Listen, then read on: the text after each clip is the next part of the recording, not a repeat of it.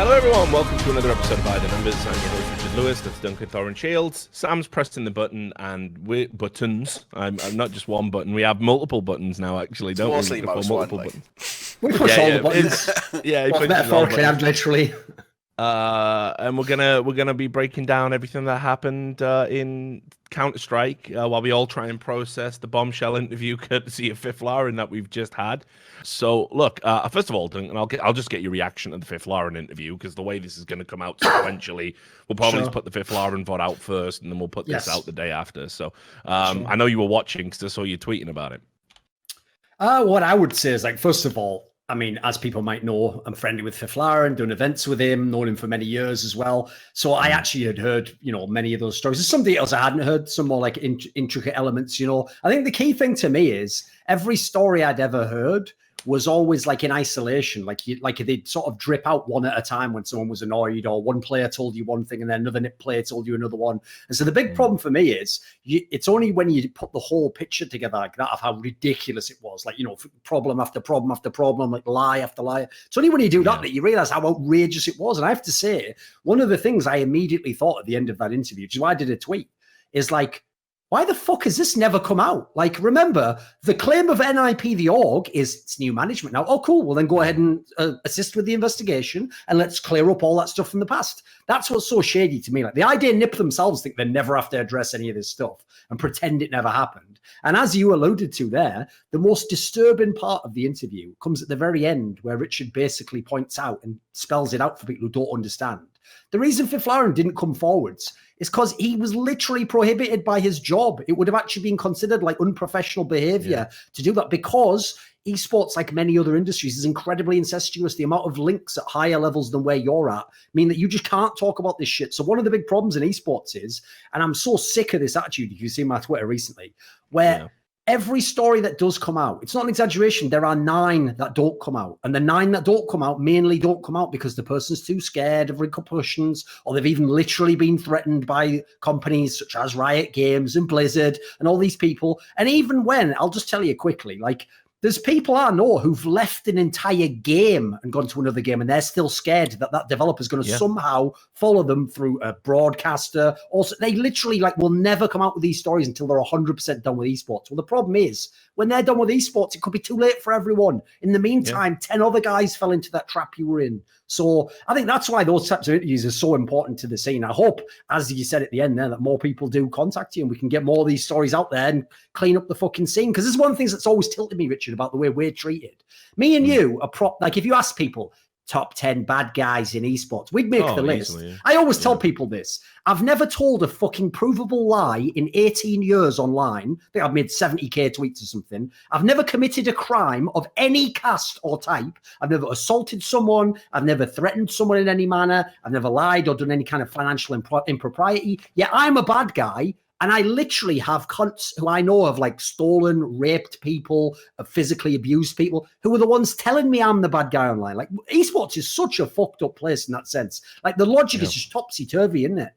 Yeah, it's fucking wild, dude. And I've tried to dedicate my entire fucking career to getting all this stuff out, but it's tough because it's like with the Fifth Lauren stuff. You're asking the question, why doesn't it come out sooner? I mean, the quandary I was in was, your choice is basically tank the org that owe these guys money, and then they might shut up forever and never give them it. Sure. Well, not just that though. I mean, then they'd say, NIP say, yeah, well, fucked, actually, we're shutting up shop. Yeah, it's a bad thing in its own way. Yeah, I've just put Robin out on the streets, right? So it's like, all the while it was like this weird kind of and I don't know if this is normal for other types of journalism, but in esports, this is always the norm in the way I've handled it. Like I said, I've always tried to get stuff done privately if possible, so we don't have to write the story. We don't have to have the bad headlines. If it's a choice between getting clicks or just getting people paid, like, it's not even a choice to me. By the way, I'll just say, the classic stupid person's reply to any of these comments is always like,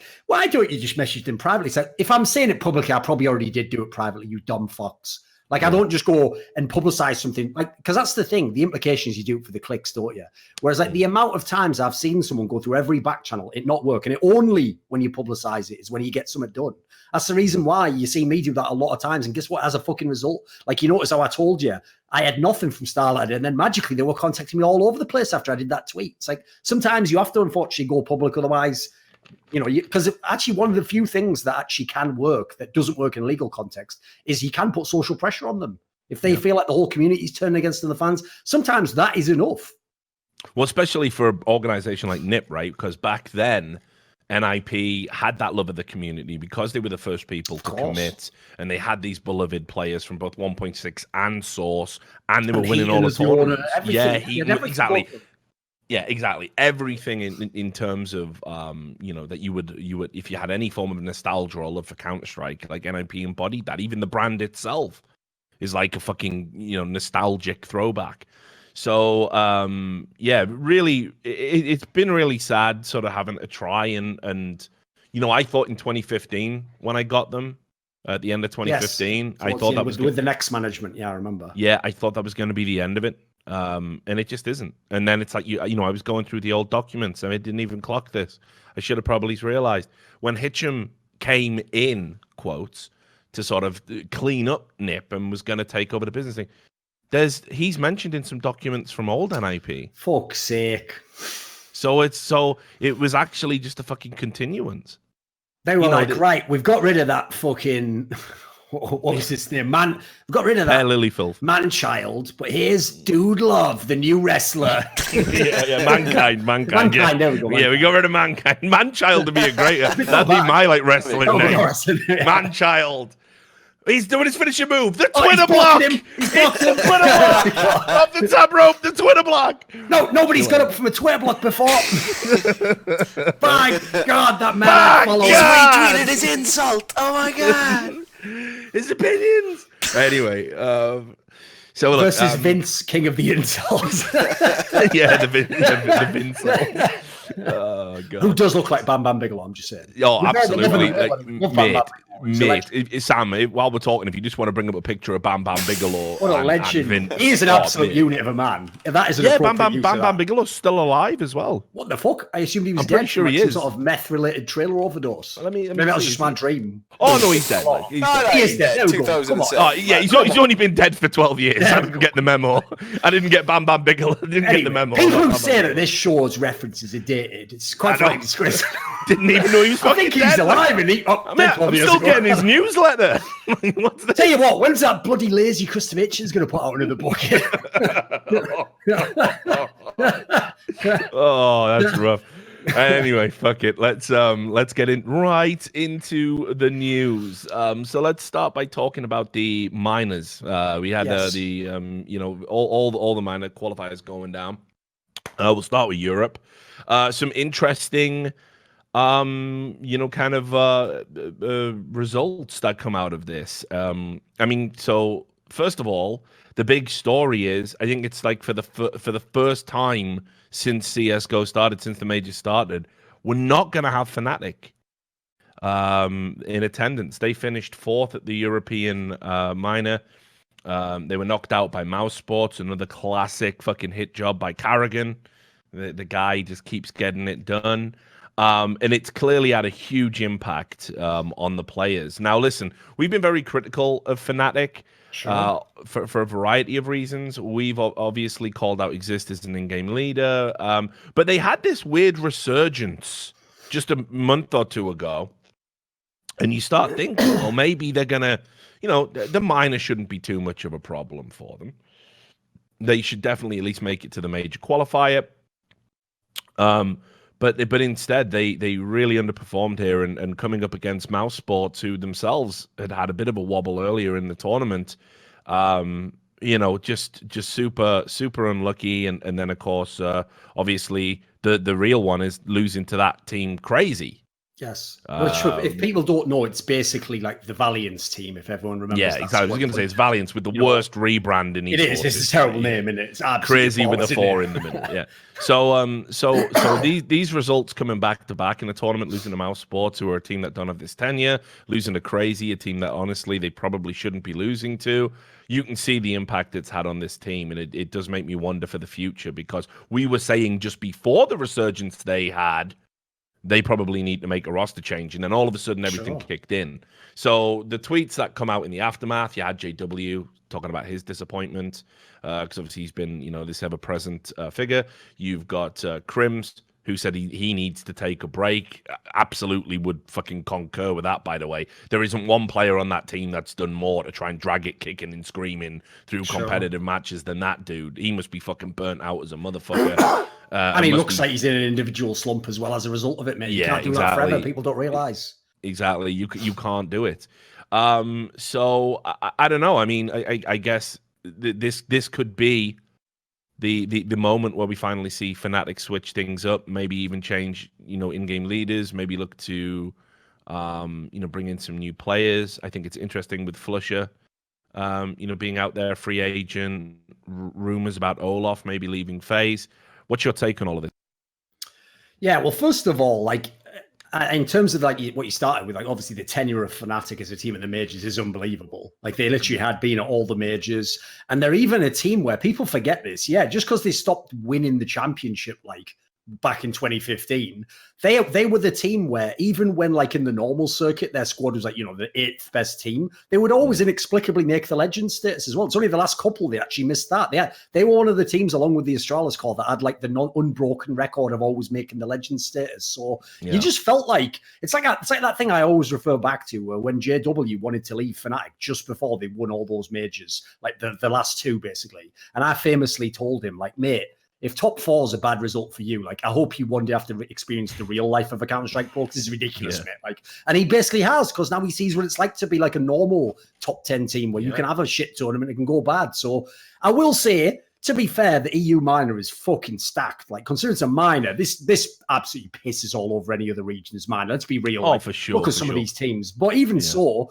you look at the teams that were there and that were contending, right? Yeah, the Valiant's Crazy team's improved over the last few months. But bearing in mind, if you even get the 3rd spot, you get that play an extra life chance to make it. Yeah. I would have expected at least Fnatic should make that. I mean, remember, the thing I love about the minor is it's so bizarre that we can't convince Valve that we can have double elim in any part of the major. But in the minor, we can have a sturdy GSL group system that goes into a double elim, proper best of 3 bracket. And as a result, correct me if I'm wrong, I don't know anyone who's ever had a legitimate claim that it's unfair they didn't get out the minor. When NRG didn't make it out, yeah, it's your fault. When fucking Mouse didn't make it out, that's your fault.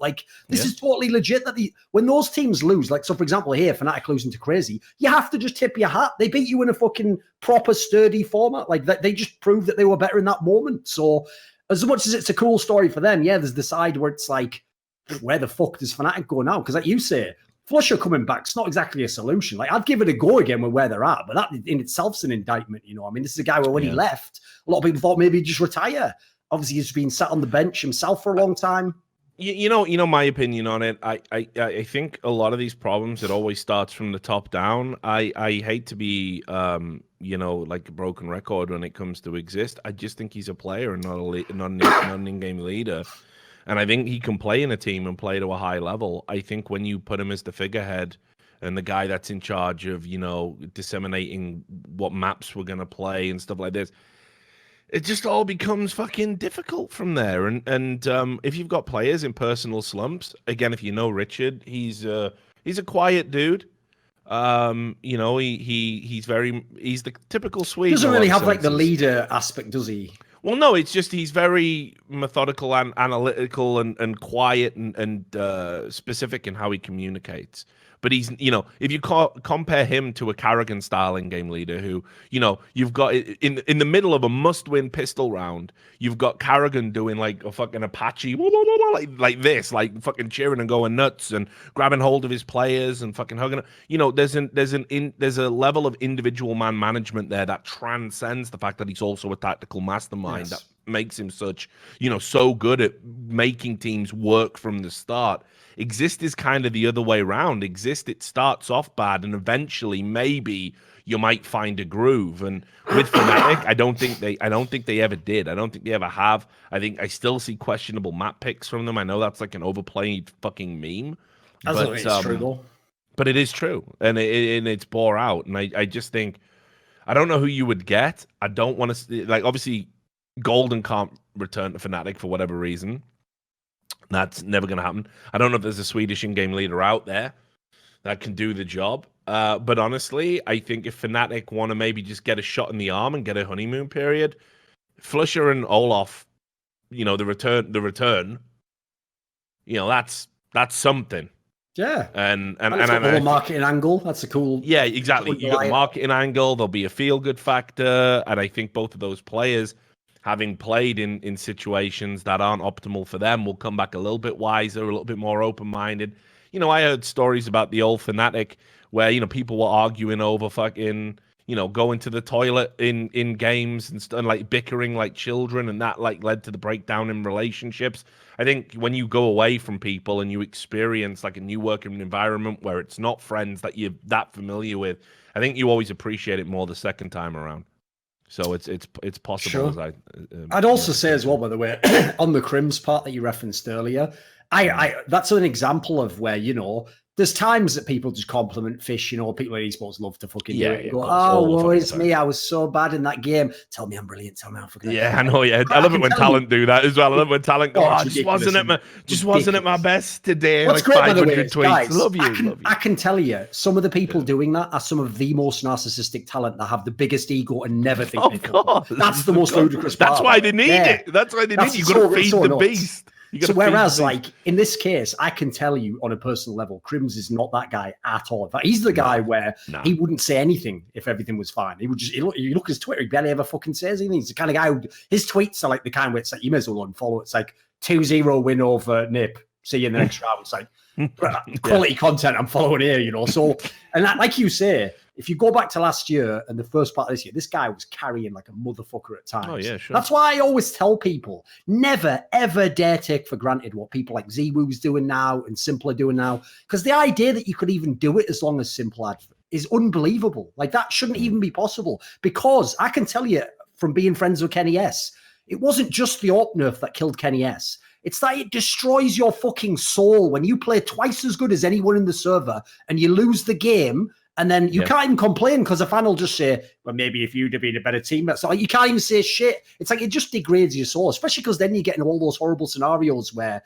you did great in the game, but your teammate did shit and you have to sit next to him on the bus. What do you say to him? Oh, get him next time. Like it just wrecks all the relationships. So the problem the Swedish scene generally has, if you notice, is both teams are just a mixed bag of like a couple of the old guys, a couple of the young guys, probably one or two people who shouldn't even be in these teams, but there's no one left to try. And they're all at a dead end. Like no one really knows what direction to go. If you notice, both of them are struggling for an in-game leader. Somehow that role has completely died in the Swedish scene, doesn't exist.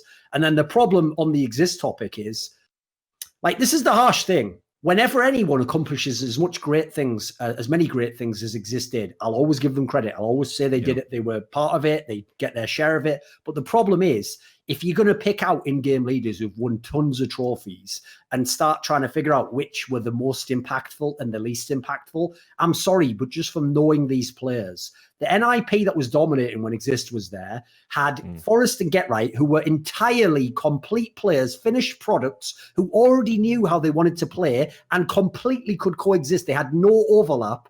Then you had Freiburg, who was just an utter monster at the beginning of the game and again did all the shit on his own. And then on top of that, I can't even say, well, maybe Exist had the genius strats because you know what? People don't know this, but Fiflaren basically is an in-game leader. He had as his support player an in-game leader who was contributing quite a lot. So I'm not taking anything away from Exist. He won all those tournaments. He was one of the great leaders in CSGO history. But if I was making a top 10, he'd be towards the bottom end of it with good reason. And the problem is a lot of those factors don't carry on in the rest of his career. Now he's just an all right leader. Like you say, he's not even that great a player himself. He's just an okay player as well. And if you're looking at Fnatic, you start looking at the names, for political reasons they might not remove him. But if you were just looking in the game, he probably should be on the top of the list Because if you look at Fnatic, do they have some brilliance to what they do? Do they have a great system? Have they developed talent? I don't really know what they have, really. So I don't want to hate on the guy. I'd love to see him do an interview and explain his side. But from what I see in the server and the things I know in the scene, I can't feel like he's like some essential player that you've got to keep.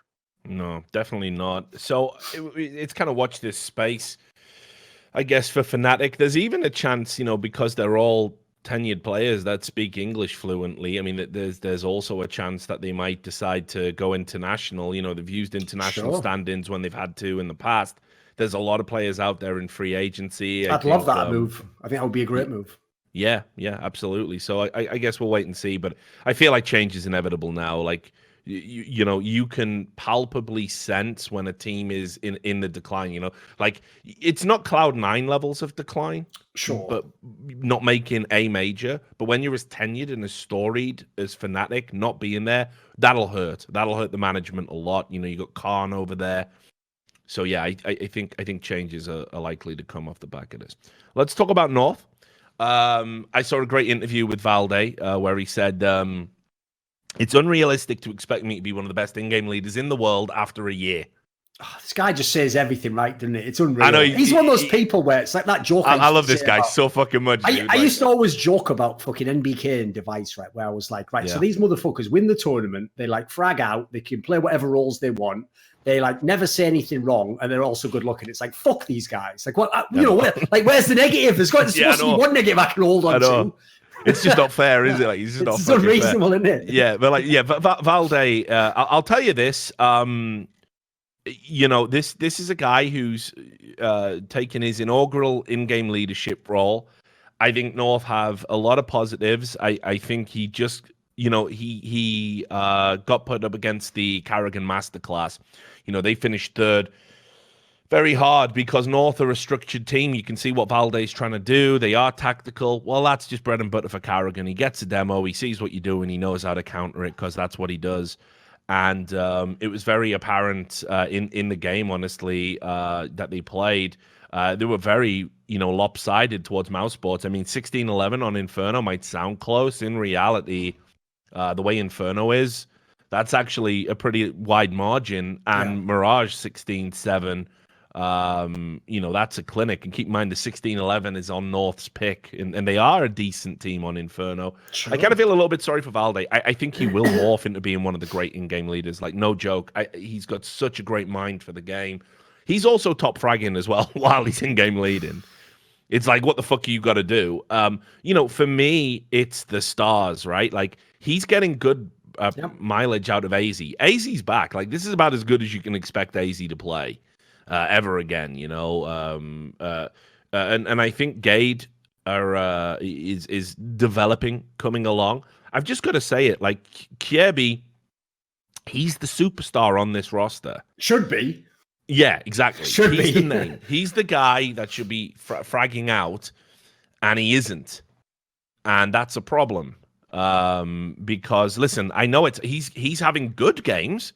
He's getting 16, 17, sometimes 20, 21, but it's not good enough for if you're going to be a star player, especially in the current lineup where even FaZe, who are having problems, well, they got a Nico, they've got a Guardian. You look over at other teams, they even Fnatic have a Crims, right? Who sure he's in the slump, but if he ever needs to get a game by the scruff of the neck and fucking drop 30, sure. Just he's got that capacity in it. Oh, there's no one like that in North, mate. Yeah, exactly. Kjaerbye. It was Valde. That's the problem. Exactly. Valde was the guy that was doing that, and now he's in-game leading as well, and incredibly, he's still able to put up good numbers. But for me, look, if you cannot deliver star performances, then you cannot justify being the star player. You can't justify the star player salary, the star player roles, the production. And I think the biggest problem that North have right now is that they are so close in some of these games that one monster performance from Kjaerbye is the difference, and he's the only guy on the team that can deliver that, and he's not. Yes. And that's what I think is the big problem here. And I think it's a shame because structurally they're good. I still also as well. It's not just fair to put it all on Kjaerbye's doorstep because Yugi still fucking hit or miss, right? Like I think he's had enough chances. Here's the problem, right? I've heard from ex-teammates, people who know him behind the scenes. He's apparently someone who's had some like personal problems and issues with motivation and stuff. He's a good kid. But the problem is, it's like you just said. You just go, well, that's a shame. Now back at Counter-Strike, get the fuck out the server. Like, sorry, like this is. It's like if I'm a player, this is the key thing to understand. If I'm a player and I play for like Barcelona, I can't just take 2 years out of my career with issues like that. Like, you have to get the fuck out the door. Like, this is a championship winning team. We're not here to just have fun. Like, go and play for like Southampton if you want to do that, mate. Maybe they'll let you do that. But that's the point. It's the expectation. So yeah, Yugi's never delivered for like the last year and a half, been so underwhelming. Kirby, as you say, the thing I respect about Kirby, people don't get this. Unlike everyone else who laughs, like, haha, what a moron leaving Astralis. Mate, the writing was on the wall there. He was going to get kicked. He was out. So I respect that he actually chose his own fucking ticket to ride. What he did is he went to North and he said, tell you what, I was the MVP of a major a year ago. Give me the best salary and set me up to be the star player, and I'll come and I'll be the leader. And okay, what? You know what? We'll beat Astralis. He didn't do it, but what a fucking great attitude to have. I actually respect that. Now, he didn't deliver on it, sadly, which is very underwhelming. And that's why I agree with you. The key thing here is it's not about if he's still okay. He is supposed to be the star explicitly. Whereas, like, I'll tell you this, Kirby, like, if you can't do it, mate, you know what? Cajun B can't be a superstar either, but he's just sat there on the bench. I'll tell you what, he can deliver reliably. He can at least be a good player. He can do what you're doing. So that's why you can never take for granted when you get when you have the team set up around you, you have to deliver. There's no choices. You know, it was interesting because there was another interview from Kirby, I think from the same tournament, where he said, being on Astralis and winning everything and getting the MVP at the major at 18, sort of, you know, I wasn't ready for that, and it turned me. He's actually a guy, believe it or not, who has a good head on his shoulders in that way. Like, for example, I've criticized him in the past publicly, and he's the sort of guy who'll message you privately and be like, I appreciate that. Like, I'll take it on board. I'll think about. Like, I respect that. I actually respect people, which, by the way, to be fair, goes for a bunch of these North players where, yes, they don't get the results at the moment, but they actually have the right attitude. Like, in that sense, I can understand why the management has picked some of them. Like, if you were just trying to set up a team and you were a guy who just runs an org and don't necessarily know that much about the game, these are the people you'd gravitate to in an interview or a scouting process. Yeah, and it's like I say, look, you know, just going at the numbers, he's dropping his biggest performances against the likes of, like, fucking Ancient. You know what I mean? It's like, dude, like, these can't be the games. Players who are ancient as well. Yes, exactly. Like fucking Mumra's turning out for them next week. It's crazy. And even then, like, go look at that Ancient game. It was a 16-14, 16-14. It was like, you know, and then you have like, you know, then when you look at maps where he goes missing, he was absolutely absent in the Fnatic game. He had like a 7-20 scoreline on Train. You know, really struggled to get going in the Mouse Sports game. You know, 12 kills, 14 kills. And then you go up against Crazy and you're like, come on, dude, this is prime territory for you to give these upstarts a spanking. 10 kills on the first map, 17 kills on the second map. These are not star player numbers. This is because at the end of the day, all Kirby has to do is frag out. It super frustrates me as well that he's got that stupid fucking shaky aim style. I've said it. Yeah. Like, he needs to get, like, I don't give a fuck if he's done it his entire career. It is suboptimal. We can all see that. I have lost track of the amount of times he's had a guaranteed spray down and he just decides to do this weird, like, I don't know what habit he's got in. I always tell people this, so like, but he needs to get it out. Like, the best example at the moment of this, right, of someone who has a ridiculous sense of that is Woxic from Mousespots, right? If you watch this, like, I don't think this will be a problem, so I'll say this. I don't think this is like an issue behind the scenes, but Carrigan even told me a joke where, I can't remember if it was Carrigan or the manager of Mousespots, the coach guy. One of them told me a joke, which is a real anecdote, which is that at one point in a scrim, they were saying to Woxic when he was holding like an angle on Train, like, do you have left or right? And he just goes, yes. Because he has that higher sense, he's just doing this constantly, but he can control it. He can do both. Exactly. Yeah. So the joke there, right, is even though it obviously is suboptimal to have that higher sensitivity, he's good enough he can just justify it. It's like, if he does it, I think if you're an AWPer as well and you can make it work, fair dues. I mean, I used to see some mega sense like in Quake and stuff like, you know what I mean? Oh, of course, yeah. But it has to be justified by actually being able to kill them is the point. Like, if you don't have that, then there's a reason the consensus is to have a small sensitivity, a large mouse pad, use your arm, because people know this is the most consistent, like, basic style to get the basic shots always hit. So listen, Kirby, you were killing it a year or two ago with that style. Cool. great. If that had continued, fine. But yeah, if you're in a world where it's not even working, maybe give a try to what works for everyone else. That might actually work for you. Yeah, but player. I'm literally,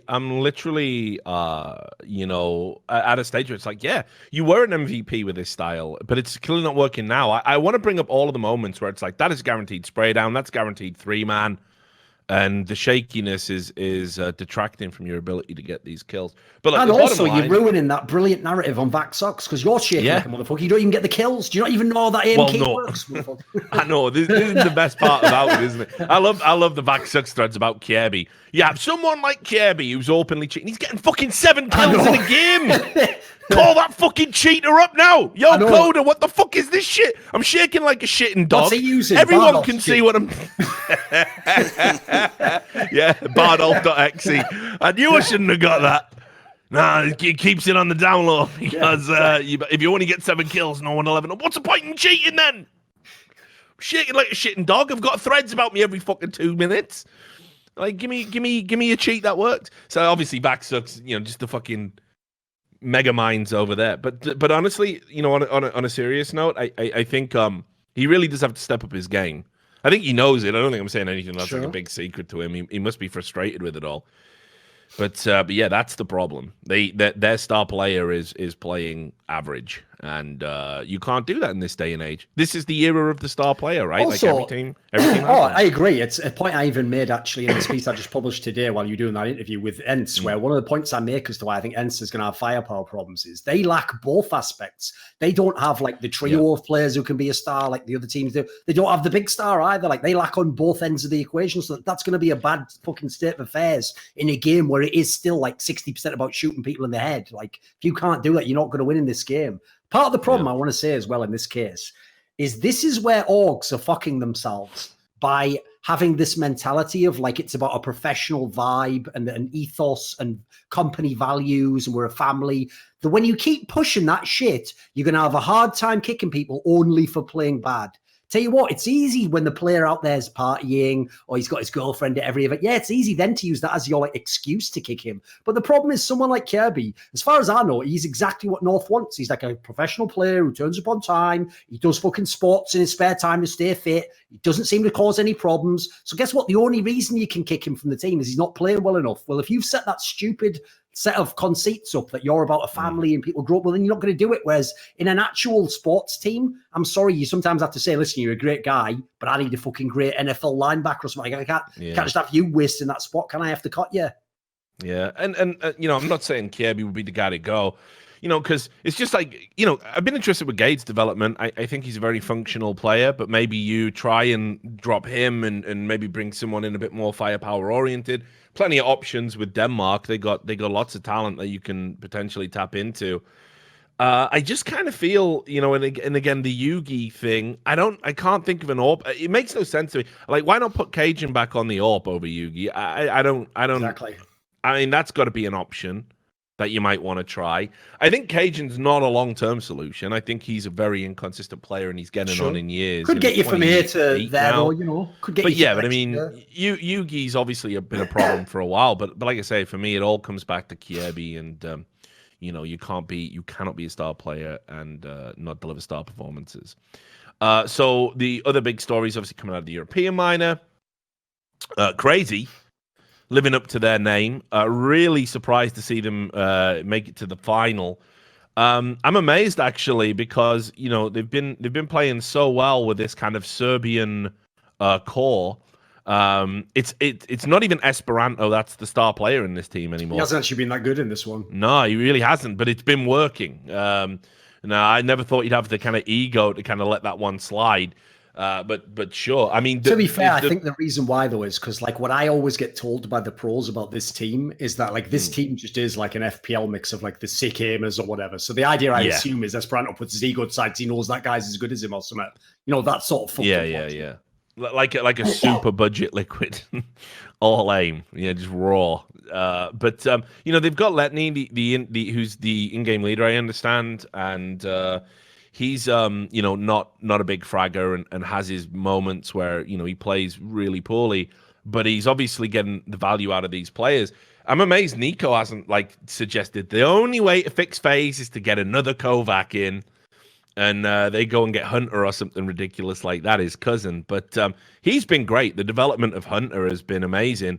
And again, always got to say it, Nexa was done so fucking dirty by Renegades. That's what I've been told by so fucking dirty by Renegades. Bearing in mind, obviously, Kassad's his boy and literally coached this team and then was on Renegades as well. Kassad basically told me, again, this is not like private information. I believe he's probably said as much in interviews. He basically told me like we didn't use Nexa right, and unfortunately, it sort of tanked his rep a bit. But he's a much better player than he looked in Renegades. Don't write him off. And even though, yeah, you will hear that from a lot of people. Like it seemed like it was legit. Actually, it seemed like it was an example of where basically, as far as I can tell, Nexa did like where you accept the poison chalice. It's like you're nobody. You get a chance to be in a big team. You're going to say you can do whatever role they can do. Because if they say, well, I need an in-game leader who can AWP as well, you're not going to go, yeah, not really me. Well, been corrected there as well. Apparently it's Nexa that's in-game leader. I thought it was still doing it. Fair play then. Yeah, I thought Letney had took over. My bad. But yeah, I mean, like, again, they say to Kassad, who's also another fucking unsung hero in this business, go get us a fucking sick, young upcoming player that we can get for peanuts. Go get us somebody who's good enough to play at the elite level. Literally, Mission Impossible, by the way, if you want. Yeah, exactly. That's the joke in esports. I'll tell everyone this, by the way. In CSGO, the joke is this. You can always tell when someone trying to get involved in CSGO knows nothing about CSGO. Because you'll have some businessman from like League of Legends who'll just message me or Richard and just go, any top 10 teams in the world? No, fucking hell. What the fuck are you talking about? No! They've all got like 20k salaries and got what? Like what? This is like 2001 or something, man. Like yeah. Do you know of any team that's capable of winning the next major that no one knows about? That you know, like yeah. And you know, I don't really want to break the back too much, like you know, some shit like that. Yeah. It's always if you can help. I love it. Put it this way: if I could do that for an org, the amount of money I'd charge, the finder's fee alone, exactly. I know, ridiculous. But anyway, like. Nexa was pulled out of nowhere by Kassad, and I thought he did well enough over at Renegades to warrant staying there. Was cut very unceremoniously before he'd even found his groove, and then went back out into the wilderness. I thought this was the type of player that, honestly, like back when Mouse Sports, the old Mouse Sports, the pre-Carrigan Mouse Sports were having problems. Nexa was a problem I could have seen slotting in there in place of Stico or something like that. Never got his dues, and now he's on this crazy lineup, and he's playing god tier. He's really playing unbelievably well and deserves just a lot of plaudits. And once again, it kind of verifies Kassad's a fucking genius. And Nexa's a player who he's not going to be on a shit team called Crazy for long. For me, I look, it's funny when this team came together, everyone was talking about Esperanto. Could he maybe go to the next level? Could he go play on a bigger team? It's not now, is it? The two players that you're going to look to that will be on bigger teams by 2020 or in 2020, it's going to be Hunter and Nexa. They're going to go to the next level for sure. I don't know who it'll be. A lot's going to happen between now and then, but there's no way this team stays together with those two guys. They're slumming it right now. I think they're good enough to get a call up to the bigs. This is also, by the way, where like on the one hand, it'd actually be justified if FPL like tripped over themselves, smelling their own farts about the fact that a lot of these guys came out of the fucking FPL circuit, etc. That I wouldn't even begrudge them too much here, but I will say this is a good reason as to why. Don't expect many ROPS type stories where the guy goes straight from FPL to the top team in performance because the idea of FPL should just be to get your name out there. Then you get on a lower team and you work with, as these guys have. These guys have actually done it the right way. You stick together for a while when you know someone's got some skills. You're going to have to go through bad times, by the way, where you don't get invites and where you lose the qualifier one game before you get to the LAN finals, or you go to a LAN and your sponsor fucks you up, etc. But if you get through all that period and you have talent like some of these guys have, I mean, you're already going to play at a major. I would hope that this is the sort of team that is at least in the running for some of these big orgs that are going to come in and win a team and again say stupid shit to me and you. Whereas the difference is this is a team that actually, like you say, might fit the bill in for that. So yeah, I hope that some of these players make it. No grudge against any of them. They all seem pretty cool. No, and again, like we called out Esperanto a few times, right? For obvious reasons. I think his attitude is a fucking nightmare. I wouldn't want to work with, but clearly he's getting his, shit together. And I think his problem, as far as I know, Rich, is he is one of those people who's in like the Smooya type circle where their sense of humor would be fine if it was private and it was just in a Discord somewhere. But first of all, it spills out in the real world. And then secondly, it actually does. It's the sort of thing where someone once made this point to me, and I didn't at the time. I didn't think about it, but then the more I thought about it over time, I realized it's a very poignant thing to say, which is when you say edgy jokes and comments, right? You have to do it very sparingly because you want it to be clear that I'm only doing it sparingly. If you do it a lot, it actually probably does start to affect your thinking. Like you probably are going to, in some way, like why would you be making it that often? You know, like to do it that often, you probably have thoughts that are corollaries of that go along with that. So the problem people like them don't realize is the problem the UK scene's always had, which is when everyone's a moaning little egotistical bastard who talks shit to everyone. How's the scene ever going to grow? How are you ever going to grow as a person? You're just going to be stuck in that ridiculous state of like a 14-year-old kid or something. So obviously the big story, Mouse Sports. I got to say, I saw some unbelievable Reddit comments from people with Mouse Sports flair. So I'm paraphrasing, but this is pretty much it. So remember, of course, how the major got up and running, and that was that. So the minor got up and running. Basically, they actually lost the best of one. Almost out of the tournament as well. Yeah, they were clinging. The best of three, they were in a bad spot. Yeah, they were clinging to life right from the start because they had a 16-14 loss against No Chance, who of course obviously have Stico, who had a fucking. He's still alive. You know, well, he's got a fire in his belly. He'd have loved to have fucking put Mouse Sports out, and you can see how much it meant to the players. Like it was a best of one.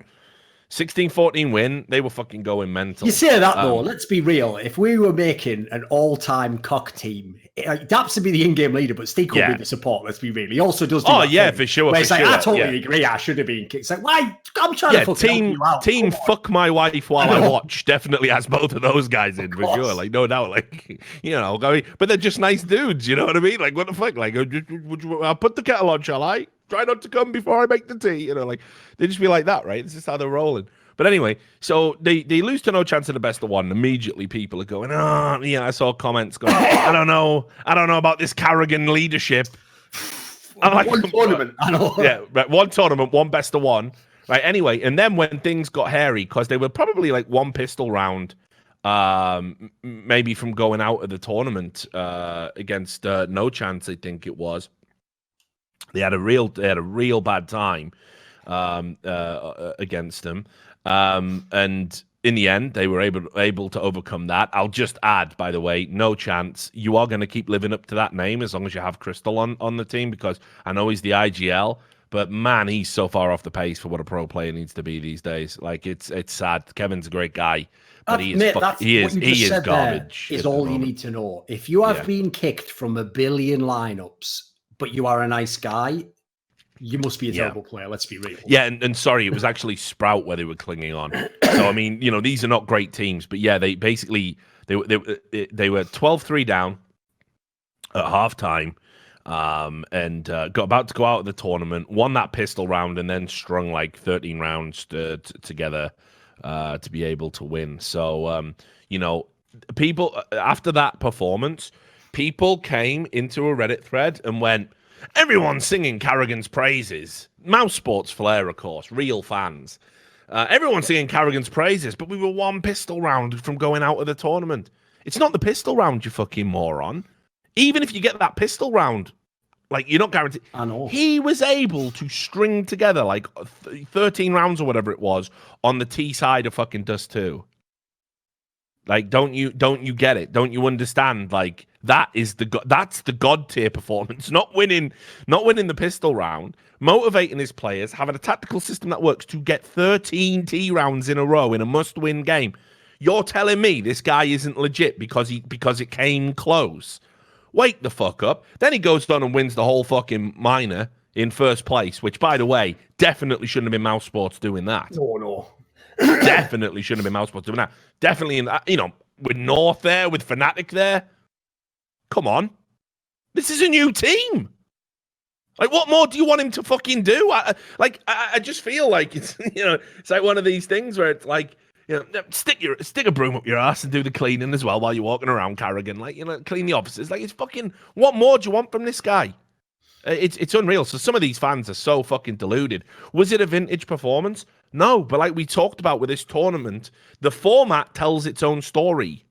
If Also, you come on. if you come through and win this, it's Of legit. course. Yeah, I mean, let's just look at the playoff part. Well, in the playoffs, he obviously redeemed everything he did in the fucking group stage, didn't he? Like, which is more relevant, the 16-14 or a bunch of best of threes over real top 10, right? Well, a bunch of some of them are top 10. Some of them will be, yeah. I think maybe North is. But, like, no, that's what's ridiculous is, like, remember, this is the same world in which everyone's been mind-fucking themselves every blast. That if, like, Cloud9 even wins one round, they're like, they could be back. God. Like, they haven't even done anything yet. Like, come on. I know. And then you're like, you know that legendary Carrigan. They won one map at the Blast. You know that Carrigan guy. And by the way, we have an international lineup, and there's no international good leaders around at the moment. I reckon get him out the fucking door. Is that Golden still available? It's so mental, isn't it? Give me a break. It's so mental. Like the way he's turned Rops around, the way he's developed Frozen, the way Woxic's been popping off. He's literally taken every question mark and come up with a fucking answer for it. I know. It's wild as fuck. It is wild. And now, obviously, you know, got that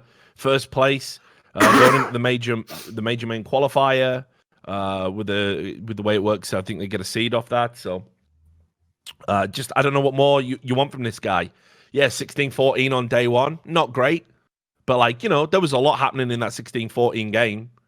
You know, Stiko, I think he's just a guy who's just been done dirty as well. But, you know, as the games mattered more and more, and understand as well, this is all you need to know about Carrigan. What teams was he struggling with against? The ones that in no conceivable way would he have prepared for their demos, or he hasn't played already on the tournament circuit, or, you know, doesn't necessarily have an idea how they play. Those were the games that were hairy. As soon as the big boys come along with actual demos and strats and he just fucking put them in a body bag. Fuck off. See you later. You know, had time to prep for crazy. That's what he does. That's what he's always done. So, super happy for Mouse Sports. Definitely deserved. But these fucking fair weather fans are blowing my mind. Like Mouse Sports. Imagine being a Mouse Sports fan. You know, is there any of you out there aware Mouse Sports has never made Legends at a major ever? They've never made the playoffs at fucking... Oh, no, they made one. They made it the Boston major. That was it once. They've famously never made the playoffs of fucking ESL Cologne. Ever. Yeah. It's their home event. Like, it's not like you guys were like Manchester United and this is like Mourinho out. It's like, no, you're fucking... You are Fulham and you don't even want David Moyes. Like, what is I this? know. You're Fulham and you don't even want Mourinho. It's mental. There you go. so dumb, isn't it? So we can talk about the Americas minor as well that went on. This is pretty much, it went pretty much as I expected. There weren't a lot of surprises here. You know, and Furia went through a similar thing to Mouse Sports. They lost their opening best of one to another Brazilian team, which, by the way, that's going to happen. It was Int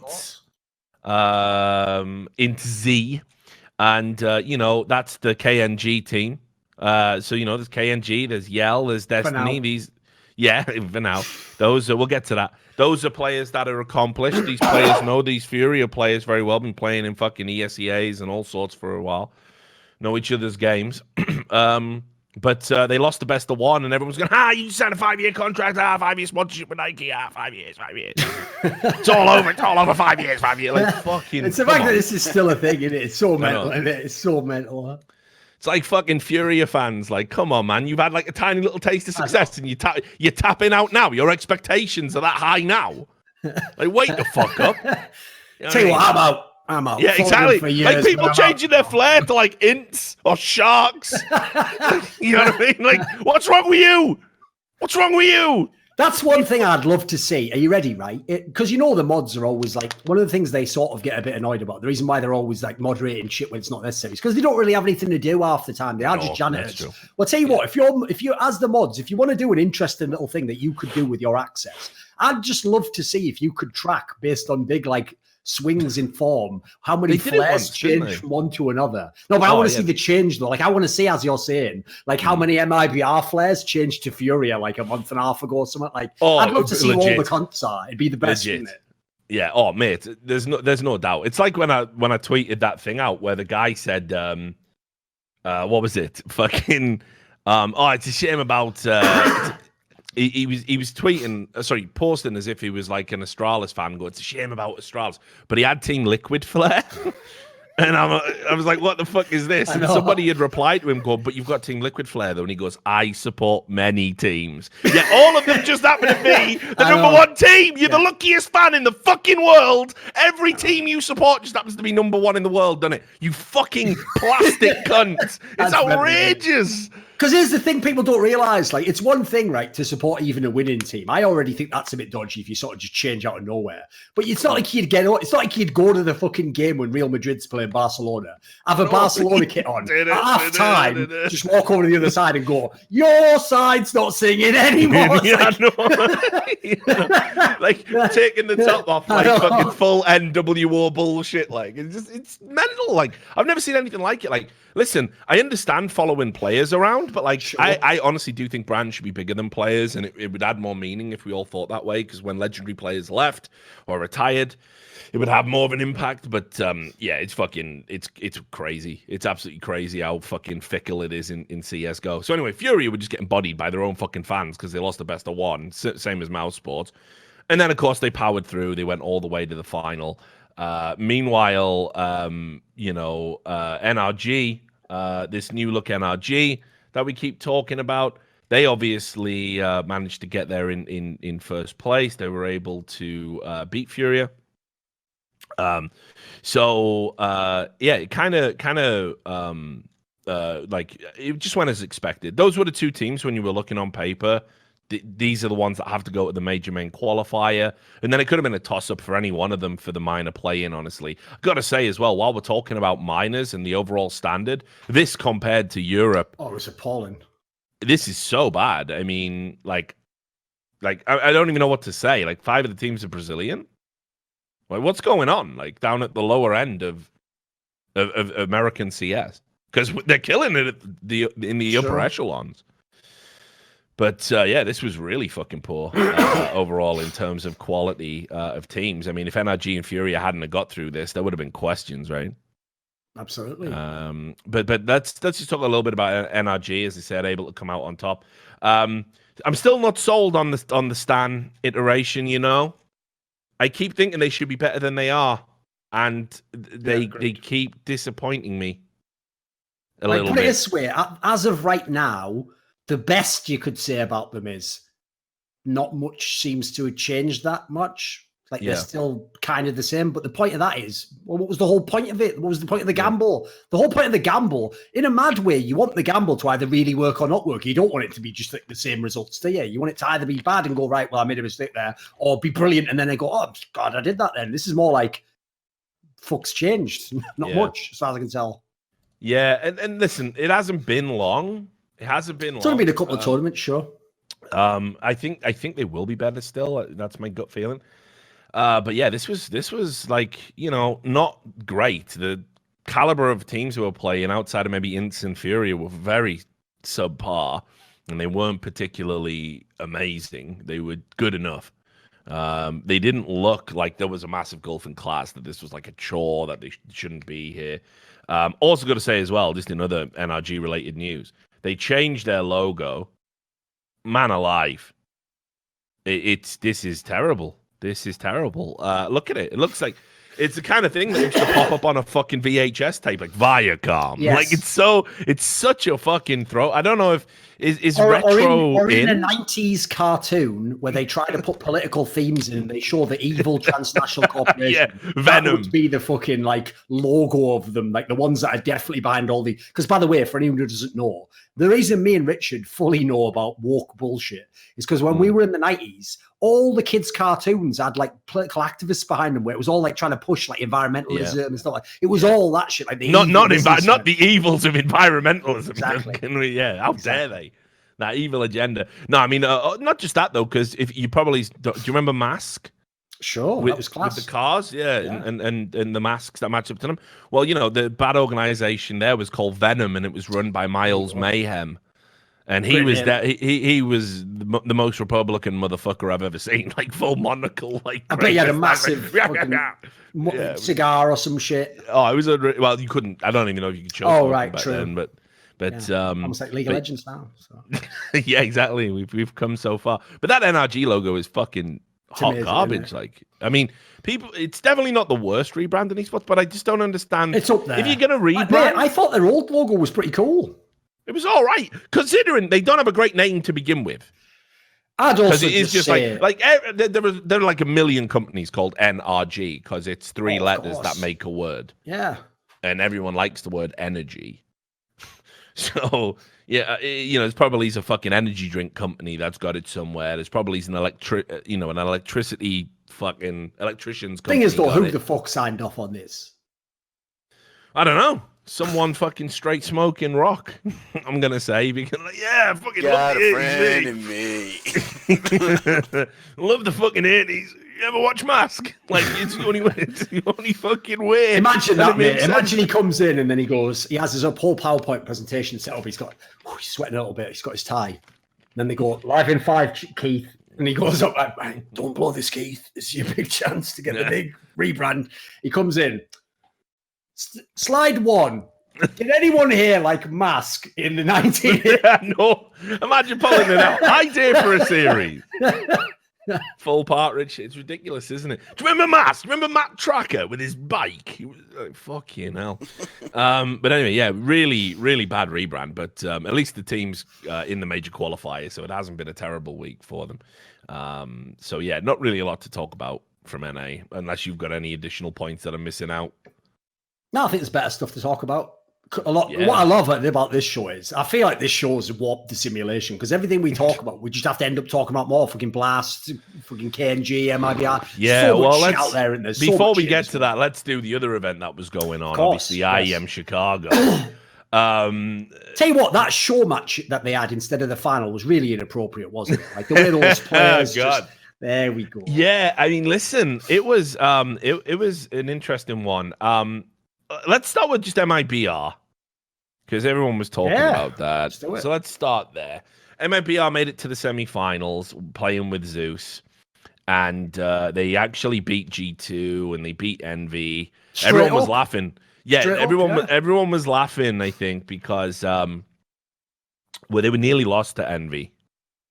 And I remember, I think we were doing a stream. I think it was the last by the numbers, maybe even. It was on while I was streaming because people in the chat were going, "Lol, MIBR about to lose to Envy," and it was pretty fucking close. But then they beat G2, and listen, I'm just going to say best of 3 as well. Yeah, these are best of 3s. I'm just going to go on a record here and say, and I saw Maniac, and I love him dearly, tweet about it, saying if anybody who ever wants to talk about the importance of mentality and togetherness, I'll show them their run here at IEM Chicago. Their run's garbage. This run's garbage. This is the most overplayed resurgence I've ever seen.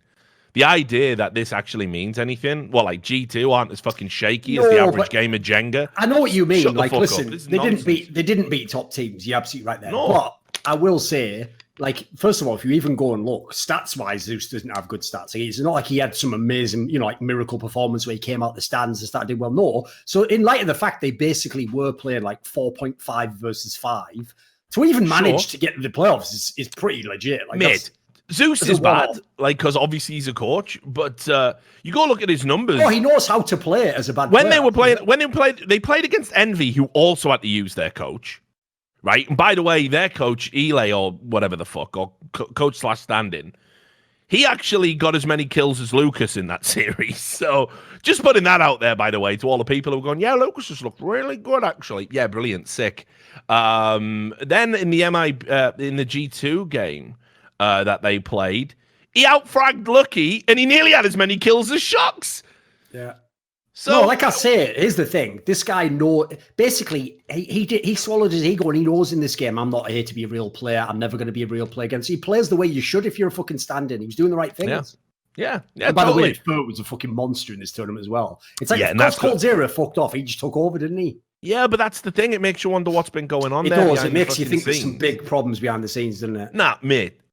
There's fucking beef.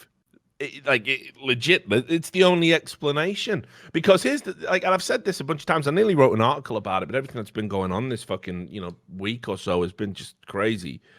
So I just haven't had time. But it's like, think about what it actually says. That not only are you benching your star player, but that for the tournament that is ostensibly the biggest, and one that if you don't progress a certain distance, you will not be there again, or you'll have to go through a qualifier. And we've all seen big names do the downward spiral and not get back in. I wouldn't even be surprised to add on to that if there was something in the contract that's a bonus if you go like to the legend status or something. So you probably even throw that potentially down the drain.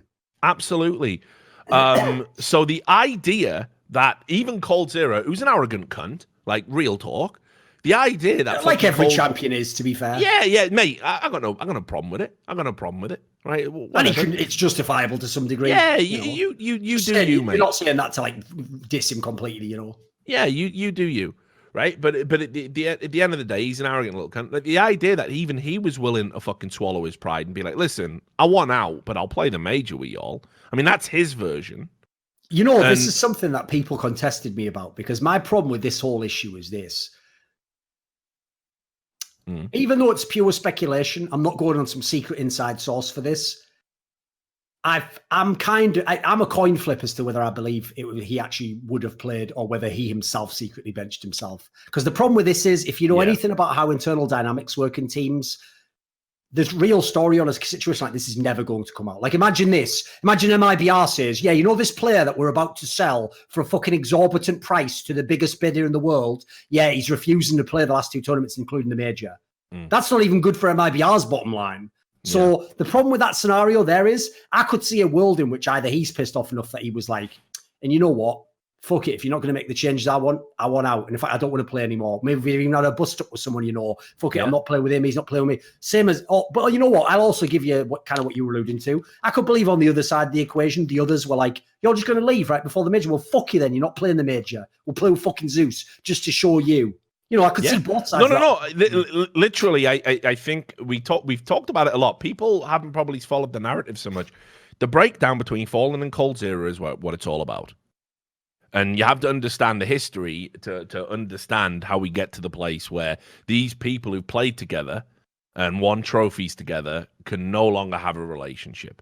So first of all, it goes right back. Fallen literally plucked coldzera from like nowhere, like actual obscurity, not metaphorical. Not he was playing on it. He was playing nothing. He was doing fuck all, and he said, "You're the guy."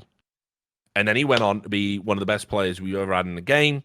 And Fallen was the in-game leader, and he was popping off, and coldzera was popping off. And then it really doesn't even matter. I mean, the fact that they had three other brilliant players playing in the lineup is irrelevant, really. It just happened to be the case. I think just with those two playing the way they were playing and being as good as they were, they could have literally done anything at that time with anybody. It's unthinkable. You know, and and I think that's a valid point there. Someone put in the chat. I think in the 2016 HLTV player rankings, like number 1 was Cold and number 2 was Fallen. Let me know how often that happens. So, you know, when the relationship was good, fine. But the problem is coldzera, when things started to go off the rails a little bit, he's like, I'm a fucking star player. I want to do this. I don't want to have to listen to you. I know what's best. I've been carrying this team for 2 fucking years. I'm the number 1 player in the world. And Fallen's like, I made you little cunt. So imagine the dynamic you've got there. Notice that this same thing happens in every region, in every top team eventually, it feels like. And in every sport. Oh, of course. Yeah. So then you end up with that ludicrous situation where coldzera's like, well, I'm calling on some maps because I think your ideas suck. And one of the greatest in-game leaders CS has ever had is having to eat that fucking plate of shit every day, you know, while they're struggling. And he's getting the blame while coldzera's not shouldering any of it. And coldzera's doing interviews going, yeah, I'd love to play with that Nico.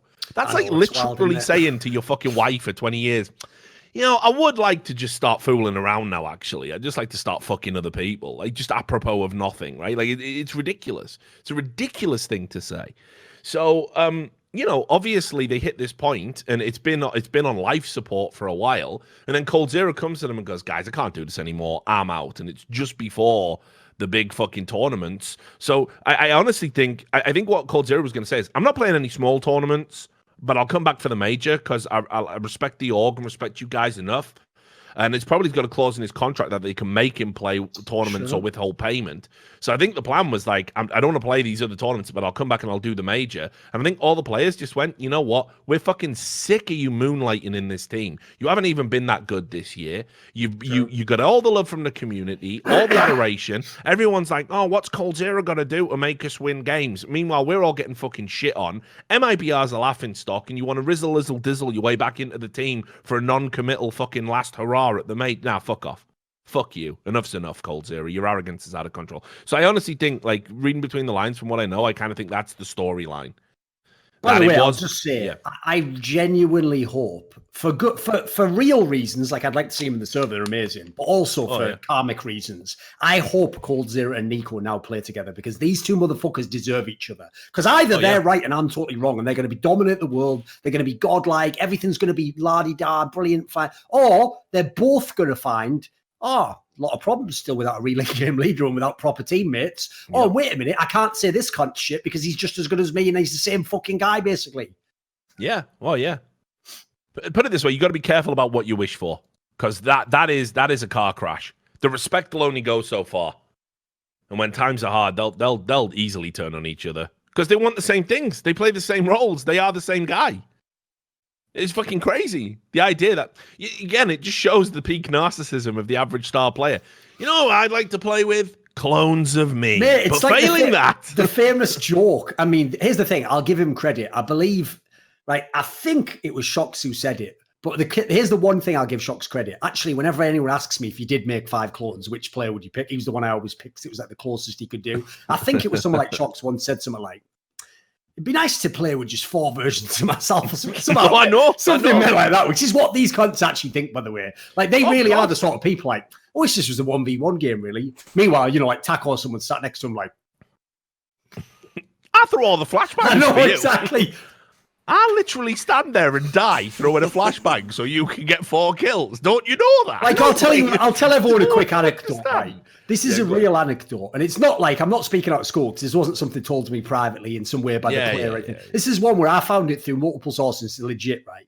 One of the reasons why, even though I love him and he's someone I've known for a long time as a person, one of the reasons why Fraud, the classic North American AWPer, love him too, was in his own way a bit of a cunt. Is he would towards the end, similar to coldzera now, where, you know, he wasn't the absolute best player, but he was still a very good player. He was clearly the best player on his team. He would do that shit that people do to you in matchmaking, where in a live official pro game, he would AWP, hold every angle, hug every corner, play back, bait, get the 2 kills, or like exit kills, then turn to like a teammate who's an entry fragger and go, I got 2 kills in that round, where the fuck are yours? And they just be looking at him like, is this real life? Am I being punked now or something? What is this? Like, fuck, you know.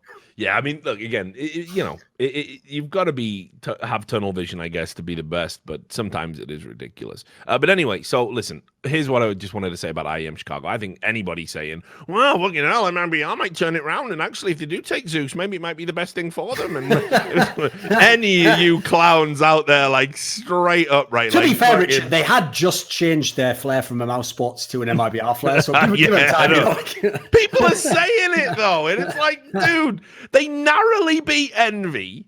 Narrowly. They nearly lost that. They had to win in overtime. And then, like I say, G2, like, what are we talking about here? Like, G2 is one of the most inconsistent teams. Like, just, they beat that, and then they came up against the real team, and that was all she wrote.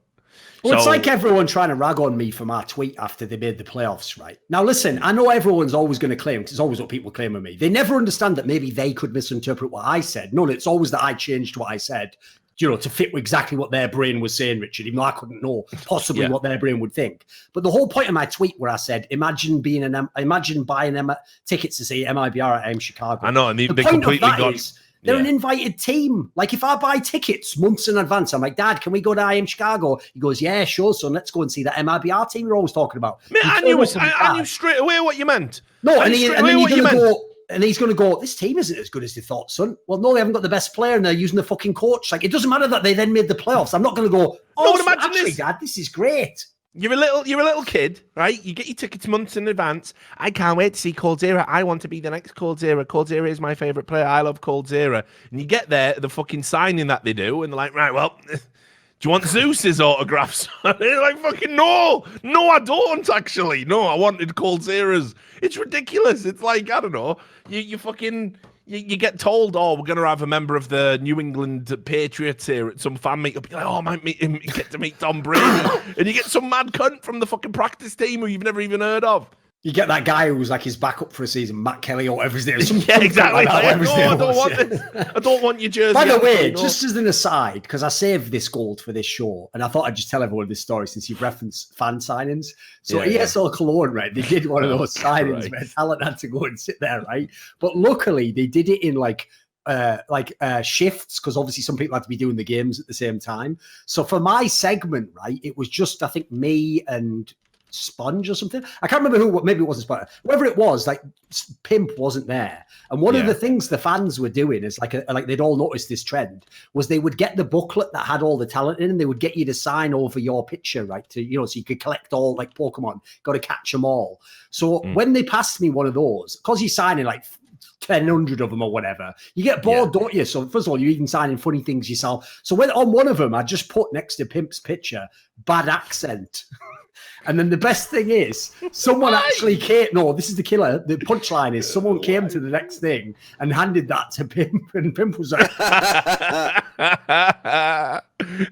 "Get fucked." I know. That's the best part of it. Yeah, exactly. Like, exactly. That is bad. Fair play. Can you sign this? I'm a big fan. Why have you pre-labeled it? The best thing is as well when fans don't have enough fucking like social understanding. Oh, exactly. Like, I wouldn't have told him to go do that, but it's funny that he did. No, it's like I say, it's like when I don't know, it's happened to me a few times. Like you'll be talking to like Anders or something, and someone will come up and go, Anders, can I get a picture with you? And Anders, of course, will be like, yeah, man. What are you taking pictures with? I'm on TMT right now. And he'll like wander over, and then the fan will go to like you, like, will you take this picture? Like, Sam, what am I? Chop fucking liver? Is it? Also, as well, it happened to me at one event, right? Now, keep in mind, right? I'm bald. I've lost some weight. I was a little bit tubbier back a couple of years ago, but I've lost some weight, right? I'm bald and I have glasses, but I do have a beard. I admit this, right? I can't deny it. I've got a beard. A fucking fan came up to me and was talking to me for like just ages, asking me questions, asking me this. And then at the end of the conversation, he went, oh, anyway, I just wanted to say, Anders, I'm your biggest fan, and walked off. And I'm like, seems like it. Yeah. Nobody literally used that phrase. Like, I'm your biggest fan. Like, I look nothing like Anders. Like, what are you talking about? Like, mate, it's like this motherfucker like was blind and was playing a game of Guess Who. Like, is he overweight? Has he got a beard? No, it's Anders. The most depressing thing ever would be, imagine this guy actually did your nightmare. He fully coordinated, like literally kidnapping you from an event. Like you get knocked over the head on you outside. Yeah. You're in a fucking van somewhere. You're all tied up with all your hands on, and then he pulls you out. Right, he pulls the bag off your head. You're tied to a seat in his basement, his dungeon. Right, and then the worst thing is, not the dungeon. You're thinking to yourself, "Fuck, what's he gonna do now? He could be crazy." And he just goes, "Come on now, Anders, you're gonna commentate this next game." And he going, "But I'm not Anders." He goes, "Anders, no need to play these games with me. Come on, say the catchphrase." And you're like, "No, seriously." He's like getting out like a fucking like Stanley episode. Now, Anders, I know you were difficult with that Semler, but wouldn't want to have to hurt you know. Like, please, you just eventually have to be Anders. Yeah, then he goes. I've got the band back together, and I've got your Semler as well. He pulls a fucking sack off, and it's Pimp sat next to you. Like, how do we get into this? What a fucking nightmare. Fans are mental, mate. Like, what can I say? But anyway, even that wouldn't be as crazy as the fans who are going, MIBR they're gonna surprise people at the major. Like, no. They beat G2. That's it. If Nifty had been playing for Envy, y'all wouldn't have been talking about this because they would have got banged out. The end. So it's the dumbest narrative I've ever seen anybody, and shame on anyone that partakes of it. The other thing, Vitality. Thought it was, again, it's like I said, we're getting this interesting thing going on at the top of the Counter-Strike scene because we're starting to get these rivalries now, right? And Liquid Vitality is sort of shaping up. Now, Liquid are kind of like, back when Liquid and Astralis had the rivalry, and Astralis were bodying Liquid all the time, Liquid are rapidly becoming the Astralis of this. Absolutely, of they don't this really have any rivalry rivals, let's between be real. Vitality. Yeah, it's true. They are untouchable right now. But you know, I got to say, Vitality, another deep run at a tournament, right? It's consistent. They get beat by Liquid, who obviously win the whole thing in dominant fashion. Like, didn't even break a sweat here at IEM, which we'll talk about in a second. But just think it's interesting the way it's kind of, you know, shaping up. And you've now got Liquid have beat them. Is it 3-1? No, it's 2 times. There's only 2, so it's 2-1. 2-1 in tournaments. Yes, I think it's 2-1 in like best of threes because because Vitality beat them in the final of the Summit. Yes. So this is kind of the interesting thing. I mean, basically, what you're looking at is, I think Vitality on their best day will give Liquid a game, but I mean, how many of those days are you gonna get? Exactly. Like there's so much weight on ZywOo here. Unreasonable expectations. It's like your tweet about Simple. It's the same shit. It's like you can't expect the guy to drop like some godlike rate in every game just to have a chance. That's not fair. Yeah, it's not fair. So it wasn't really close, but I just think it's interesting. I think what we have to say is, like, even when Vitality do get dominated by their opponents, you know, in that top 5 area, like, Vitality are just a legit fucking team now. Like, it's not. Team. Yeah, exactly. It's like I said, even if the stats were bad at Cologne, it isn't the same as Na'Vi, where Na'Vi would literally have players just fucking up their entire role. Like, this is the reason why you can't just look at the numbers. Like, I don't want to know the amount of kills the guy have. I want to know how he got the kills. If he did it in a way that makes sense, I'm fine with that guy being on the team. The thing that I have is, like, there was all these parallels between ZywOo and Simple, but now we're getting parallels between Vitality and Na'Vi. How many more semifinals and how many near misses do you have before ZywOo starts to get a little bit itchy? That's a concern. That's a valid concern. Yeah, I mean, you know, I don't know how long it can go, but, like, the reality is, Simple's not going to be at Na'Vi for the rest of his career. Sadly, it'll probably be he'll leave when his godlike form runs out, because that always seems to be the story, how it works in CS, how it works in esports. But ZywOo's a young guy. My understanding is that you know, he's learning English. He can communicate in English, which that's not a diss, by the way. And not a lot of French.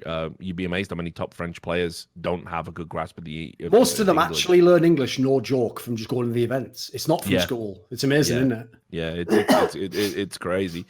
And ZywOo is a player right now that you know, he's on everyone's fucking radar. If you could slot him into an international lineup and break the bank to do it, there's, you know, and there was an organization with that kind of money, people are going to be knocking on the door. So just putting that out there. But you know, I think we're a long way from that, right? I think Vitality have just hit number 2 in the world rankings. I think they're good value for it.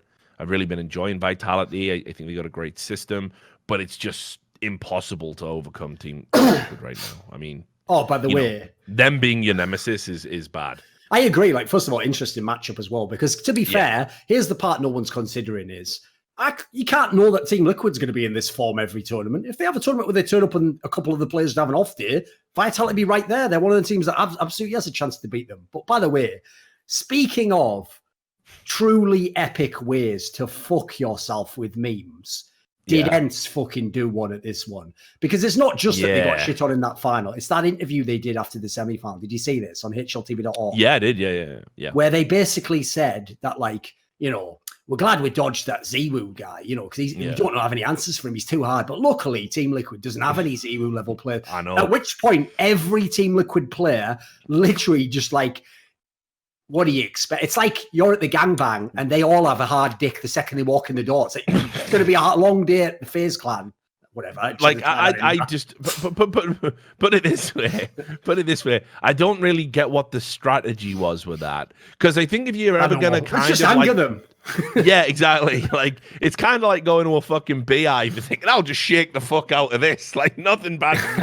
You know, you get completely fucking wrecked. Don't you? Like, you know what I mean? It's madness. It's like, for me, like, there's probably something you can say to get in their heads. Like, probably what I would have done is something along the lines of, you know, We're feeling about as confident as you can be going up against Team Liquid right now. I guess we have to hope that they have one of their choking days or something like that. Yeah, something like that. Yeah. Yeah, try and psychologically leverage that. Hey, you're not there yet. But because the problem you've got is you can see Liquid growing with every tournament win. They went from being, well, we think we're going to be the number one team in the world, and then they win a tournament and they beat Astralis, and yeah, we are the number one team in the world. And now they're like, tell Glaive I'll eat his fucking children. I'm Alexander. Like, Mike Tyson class. Yeah, they're full Tyson it. Like, I eat hard, motherfucker. Like, it's unreal. Like, yeah, I'll fuck you till you love me. I'll fuck you till you love me, Glaive. Exactly. Like he leaves you straight out there, Tyson. You know what I mean? He's coming in with a fucking face tattoo next event. I just says, Stewie 2K is dropping so much mad trash now right now. He is coming out with a Tyson face tattoo in about 2 weeks. Mate, even though obviously this would never happen, how insane would it be if Stewie 2K just literally every time he won a fucking massive tournament, he just got a little teardrop tattooed on his eye? Like, yeah, mate, I'm telling you, they believe now, and that's the terrifying thing, confidence-wise. Like, there's an interview with Alex from Vitality up on HLTV where he literally the quote they've gone with is, the only thing that's going to stop Liquid is the player break. Hope they drop off a bit because it's ridiculous, and it absolutely is. So I guess we'll talk about it. I mean, I don't know why ENCE did that. It is the worst thing to do to Team Liquid right now because they've got the confidence, they've got the swagger. Everyone's form individually is at career best levels or close to. And you want to fucking, before a best of 5, so many ways they could bend you over and spank you. So many maps they can take it to. But you have to understand is, ENCE and Liquid for me should have been the rivalry. Yeah. This should have been, especially like how the year started. Yeah, exactly. And if you think about that match they had at the major when ENCE made it to the final, this should have been the rivalry, not Liquid Vitality. It should have been the ENCE machine versus the kind of Liquid individualist, the collective, versus the 5-star lineup, the all-star roster. But instead, this was embarrassing. And the funny thing was, it was like, right, you get 16-2'd on Overpass, and then I think, and they won both pistols. Impressive.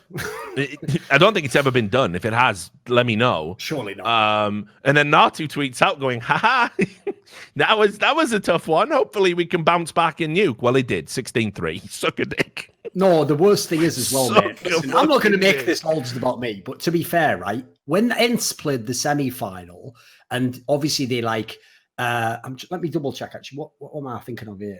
Let me just quickly check. I'll just make sure I get the facts right, for otherwise people can't play. When they played MIBR, because they lost them up to MIBR, and then they won, but they sort of won the way like they always should have done. Like they just won by like a reasonably convincing margin. They're a real team. MIBR isn't. They're using the court. So when I watched that game, I remember watching that game, and I even did a tweet. I said ENCE's firepower looked shit in this game because they're playing against a fucking coach and no cold zero, and you're still not like smashing them.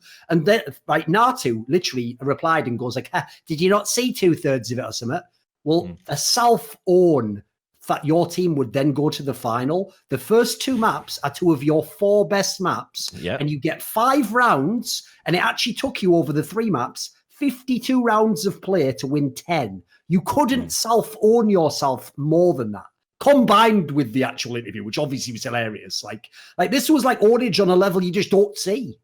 People always say, why do you never see 16-0s? It's like, because even the team doing the 16-0 doesn't usually maintain that form. They go, fucking hell, we're already winning 14-1. And, let's just push it down mid. Yeah, well, we're winning 14-0. Who cares? You get cocky. Like, the idea you could actually do what they do. Let's get the shotguns out. Is it possible, isn't it? Like, it just shouldn't even be real. I've never seen anything like that. I mean, again, if I have, it hasn't stuck in the memory. And again, ENCE was the second best team in the world, like not that long ago. So for it to happen to them, it definitely has never happened to a team in the top 5. Sure. Like, there's no fucking way. So it definitely backfired. They have a 16-14 on Inferno, which Liquid close out. I think that's more about Inferno. I got to say, I think the drop-off from ENCE, I think it's great they made it to a final, because I knew the tournament before this where they went out in Cologne, I knew that was an anomaly and an aberration. Sure, like, ENCE aren't that bad. No. But honestly, the org, the org nerf has really hit them hard. Of all the teams in the scene, listen, By the way, even teams like Team Liquid looked better with the org at the time. I mean, not literally Yeah. because they're obviously the best team ever now, but like, the time they looked fucking amazing with the org. So I'm not saying it's like, one team got lifted. No, everyone got lifted who used the org. But the difference is everyone else had something to rely on. The two teams I think have been fucked by the org nerf is Ents and Renegades because they didn't really have all the superstar players anyway. And the org, to me, the org was the equalizer when you're on the CT side. You just had to hold the angles. It reminded me of 1.6 actually. If anyone never watched CS 1.6, a lot of the game, the reason why you could be a player like Senya or Lord, not very skilled players, is because if you just had a head on your shoulders where you could play off someone else and play a clever angle off, crossfire with him, you could get the kills that you needed to because the game was like that. That's kind of like what the org was like when we had it overpowered. The problem is, as I say in my article, I do think this is sort of like the slide down. But as you say, it's not going to be off a cliff. Like they're going to be the fifth or fourth best team. Like they'll still be very good. They've got all those other strengths. I'd still back Ents to beat Astralis just because of the matchup, even with the org nerf where they're at right now. I think Ents will struggle against Vitality. It's just I can't see them winning tournaments. That's my problem. I don't think. But I mean, they were never meant to. I mean, no, that's totally reasonable as fuck. Because if you look where they came from, it's still amazing. Yeah. Oh, exactly. They're still an amazing team. Problem you've got, of course, is like the temptation will become we need firepower and Sunny's a free agent. Although I did see the next tournament, mate. Exactly. I did see as well, just as an interesting aside, 100 Thieves. It's following a load of the people who want to join teams, basically. Well, they followed in a very short space of time coldzera, Nico, and Sunny. So, and remember, yeah, Sunny and coldzera were players that FaZe tried to get in the past, presumably at Nico's behest. Yep, and 100 Thieves also tweeted out we're coming back to CS, and I know 100 Thieves have got money to burn right now. Also, by the way, how fucked is this simulation that this KNG news happens at the same time as 100 Thieves has come back to CS? Why do all the trends always have to go at the same time? Yeah, it's just well. So look, let's just do a little bit about Liquid. You've got to go in 20, right? I mean, I could push it like 5 or 10, but roughly, yeah. Yeah. Okay, cool. Well, let's just talk a little bit about Liquid. I mean, this was an embarrassingly easy victory for them. They just won it at a canter. It's too easy for them to win tournaments right now. I would nearly tweet it out, that the Astralis weren't there, so it doesn't count. But I thought people might not understand the sarcasm. They would think it was real. Unfortunately, yeah, I didn't want to, because obviously there'll be some Astralis fans that are ready in that one. No, but here's the thing that's ridiculous about the Team Liquid squad.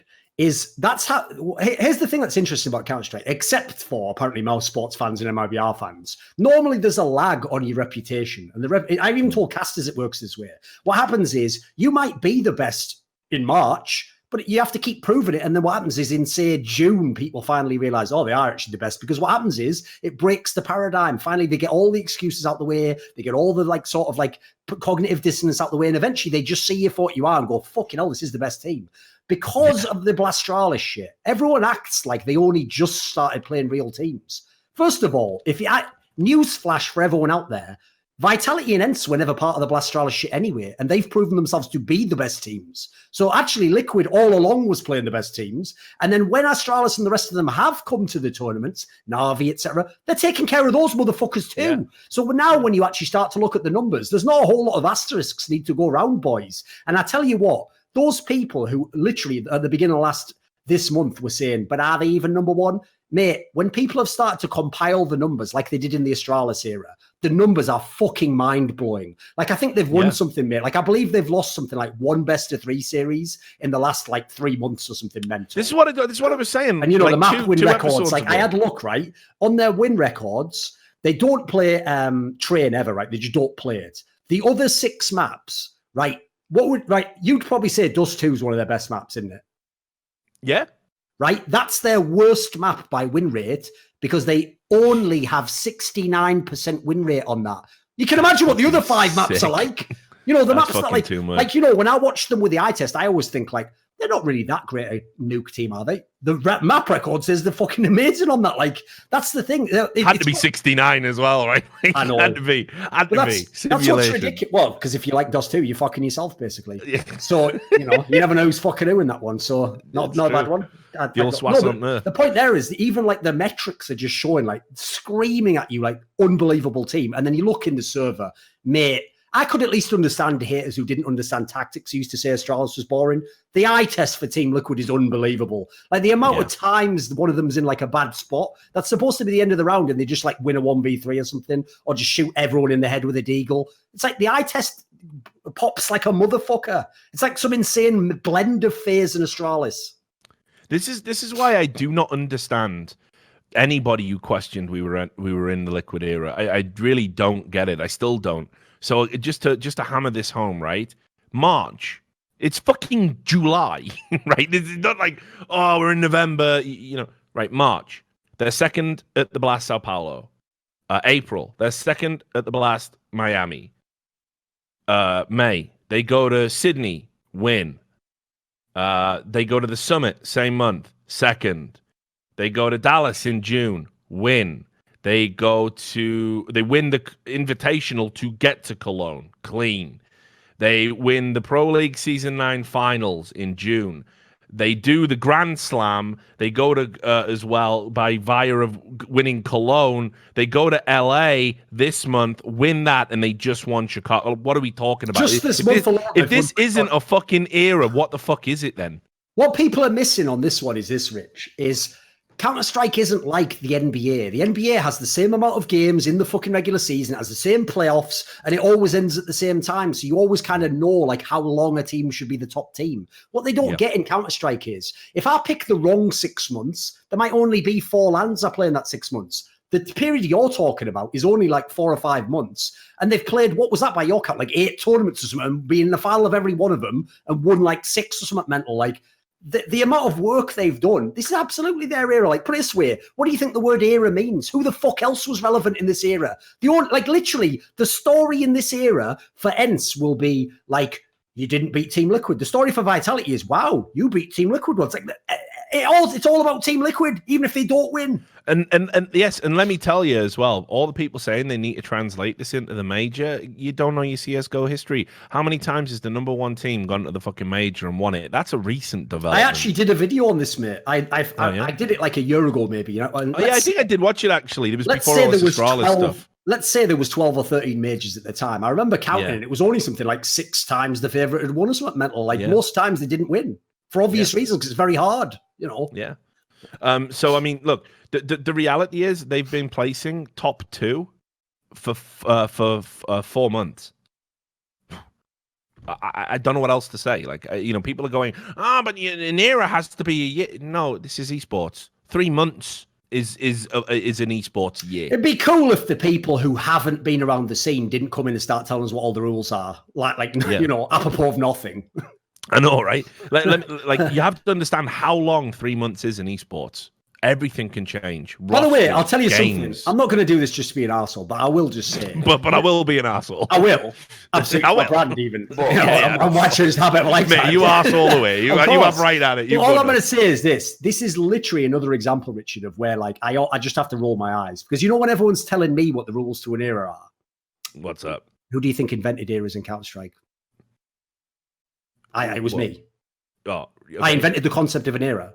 Yeah, true. I came up with that. I tracked every era. I pushed when it was people's era. I set up the argument when it was people's era. I did that. Like before that, you just. I thought you were going to say Astralis fans. No. That's why I thought you were going with it. You know what invented the word era? Astralis fans. No, but the thing is, before that, right? The concept just used to be you had to try and be the team of the year. That was the principle. At the end of the year, you did like you and me would do articles, and you'd say who was the team of the year. And the problem with that one was obviously, even then you get ones where it's like, well, I was the team of the year, but by a tiny margin. It's like, well, should they really get that over someone? So I came up with the principle because I'd seen other games where in other sports it's about a dynasty, isn't it? Like, and that's not about winning one season, it's about winning more. So my concept was like that. I'm the one who propagated that. So the idea people are going to tell me the rules of an era, like, I don't think so, motherfucker. Sit down again while I read you another bedtime story so you can tell me later on about a guy called fucking the boy cried wolf. You daft cunt, I wrote the book.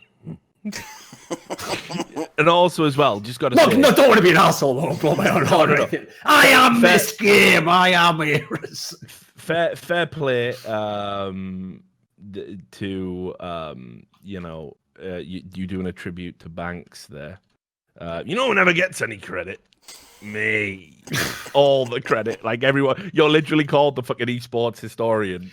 You know who never gets any credit for telling esports history? I know. Me. Like, brilliant, perfect. Never get any credit, do I? Like esports journalist of the year, trophy. No, awards, money, like self-employed, like living the dream. Yeah, that's just not bloody enough, is it?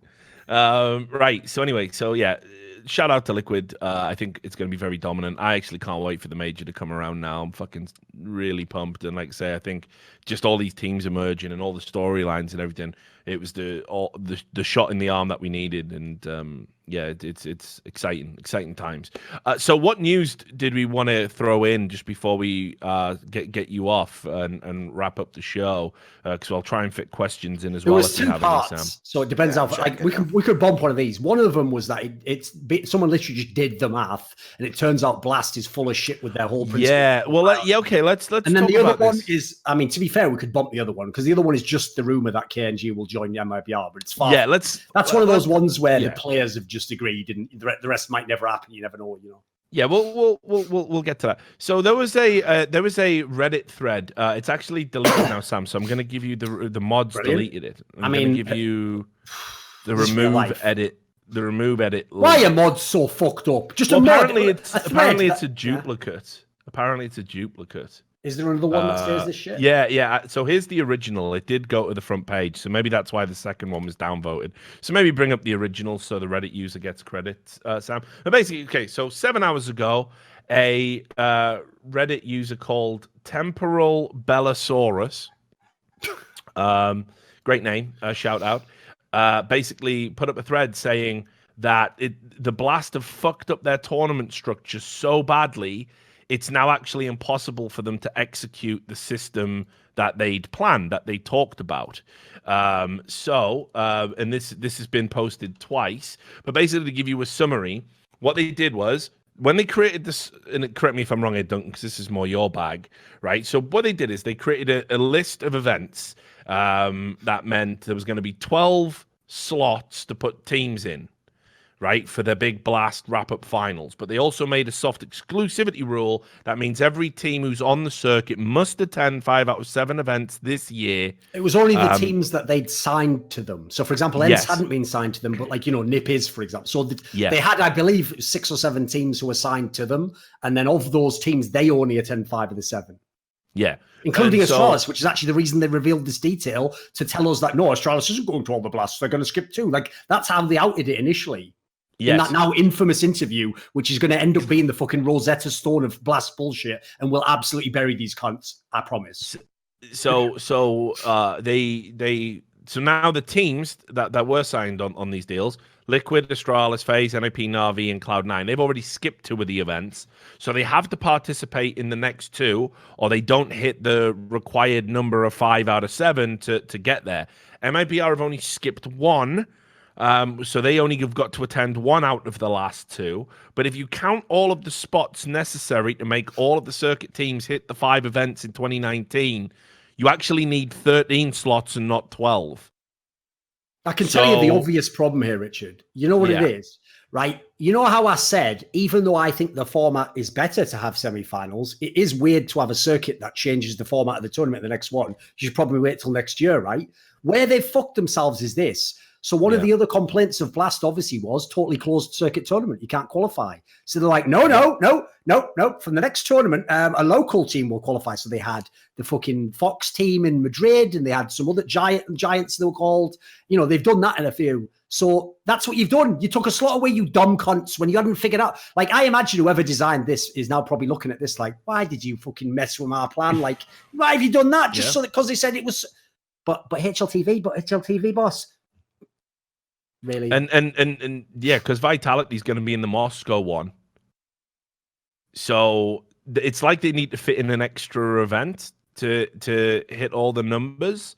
Like, I haven't looked at it. Like, I literally just got this before going on air, so I'm probably not explaining it very well. But hopefully people understand what I'm talking about. So, like, what are they going to do? Like, how are they going to meet the commitment? Which I imagine for the teams that signed the agreement, there's a contractual obligation there. Well, the best part obviously would be for the teams who didn't do the 5 events. And in theory, like you're saying, if it was a financial inducement, I would imagine, knowing the way the in-sports industry works, Refresh just goes to them and goes, sorry, you didn't do the 5 events, so you don't get all your money. And then they go, but we didn't actually have a chance to do them though. Yeah, and then you didn't hold enough events. And then they'll look at them dead in the eye in a private business meeting where there's no one recording anything and just go, but you never, but we didn't ever tell you what events to attend. Yeah. And you'll be like, great, I'm just being gaslit to my own motherfucking face. Sound Refresh all the way. Yeah. So it's going to be interesting to see. I mean, like, listen, I want to also add as well on the air, they did reply to my tweet where I tweeted out, I asked the question if it was fake crowd noises, because there was this really weird. Oh, we should have brought that up. Yeah, I forgot that. Yeah, there was this really weird moment where when NAF got that ridiculous ace. With you 3 couldn't hear people chanting like TSM. It was lit. By the way, the sound was literally like the joke of like. Yeah, no, it was unreal how loud it sounded. Well, yeah, they on that level. Actually, they even though, as replied Richard to said, me. they had like 200 people. Yeah, they replied to me saying they have not and they've never and will never use fake crowd noises. And actually, what had happened. It was just they moved it over to a different camera. It was actually that's why it seems a little bit out of sync and a little bit louder than the rest of the broadcast. I talked to Alchemist obviously about it. He's a sound guy. He posted a tweet about it, I think. Yeah, he did say that there's 3 ways to fake it, and 2 of those ways definitely couldn't have happened, and he didn't feel that maybe the 3rd way could happen because of just how busy the show was and everything from his knowledge. So maybe they didn't. Awfully nice coincidence considering your tournament had fucking no people there that magically you accidentally turned the mic volume on. I think it's interesting that I'd love to make accidents to help my life like that. They did say... I keep fucking my life up when I make accidents. Weird, isn't it? We didn't... I'm not in the Bizarro realm. We didn't use a fake crowd noise, but they did. But what they did do was... Imagine going to the Bizarro realm and Nicola Niam's not a cunt. Anyway, never happened. Yeah, go on then, tell me. No, but then they did use. They didn't show the crowd because it was so small for like multiple games, and occasionally they would just like show like previous blasts, like just previous blast crowd. So they won't use fake crowd noises, but they will ignore the actual crowd. Snopes.com for fact checking that one. Like, listen, we would never use fake crowd noise. Yeah, we never use a fake crowd noise. We will just use a fake crowd image. Yeah, we'll just use. No, actually, I'll have you know we were using fake images, not fake sound. Richard Lewis, can you please get your facts right? That's like some Snopes level shit. No, I am waiting for that fucking. I had to block Nicola Niam. He's too fucking far gone for me. I talk to loonies all the time, and that's too much. But yeah, I'm waiting for it. Yeah, we only used fake images and refused to acknowledge how shit our crowd was. And next week we'll be releasing fake numbers, but fake sounds? How dare you? You have impugned the good reputation of this organization. I know, exactly. Like, don't fucking wreck our good rep. Let's talk about the MIBR KNG thing. I'll keep an eye on the Blast format because, yeah, I agree. I think they're going to have to do some wrangling here to make it work because 12 isn't 13 last time I checked. So watch this space.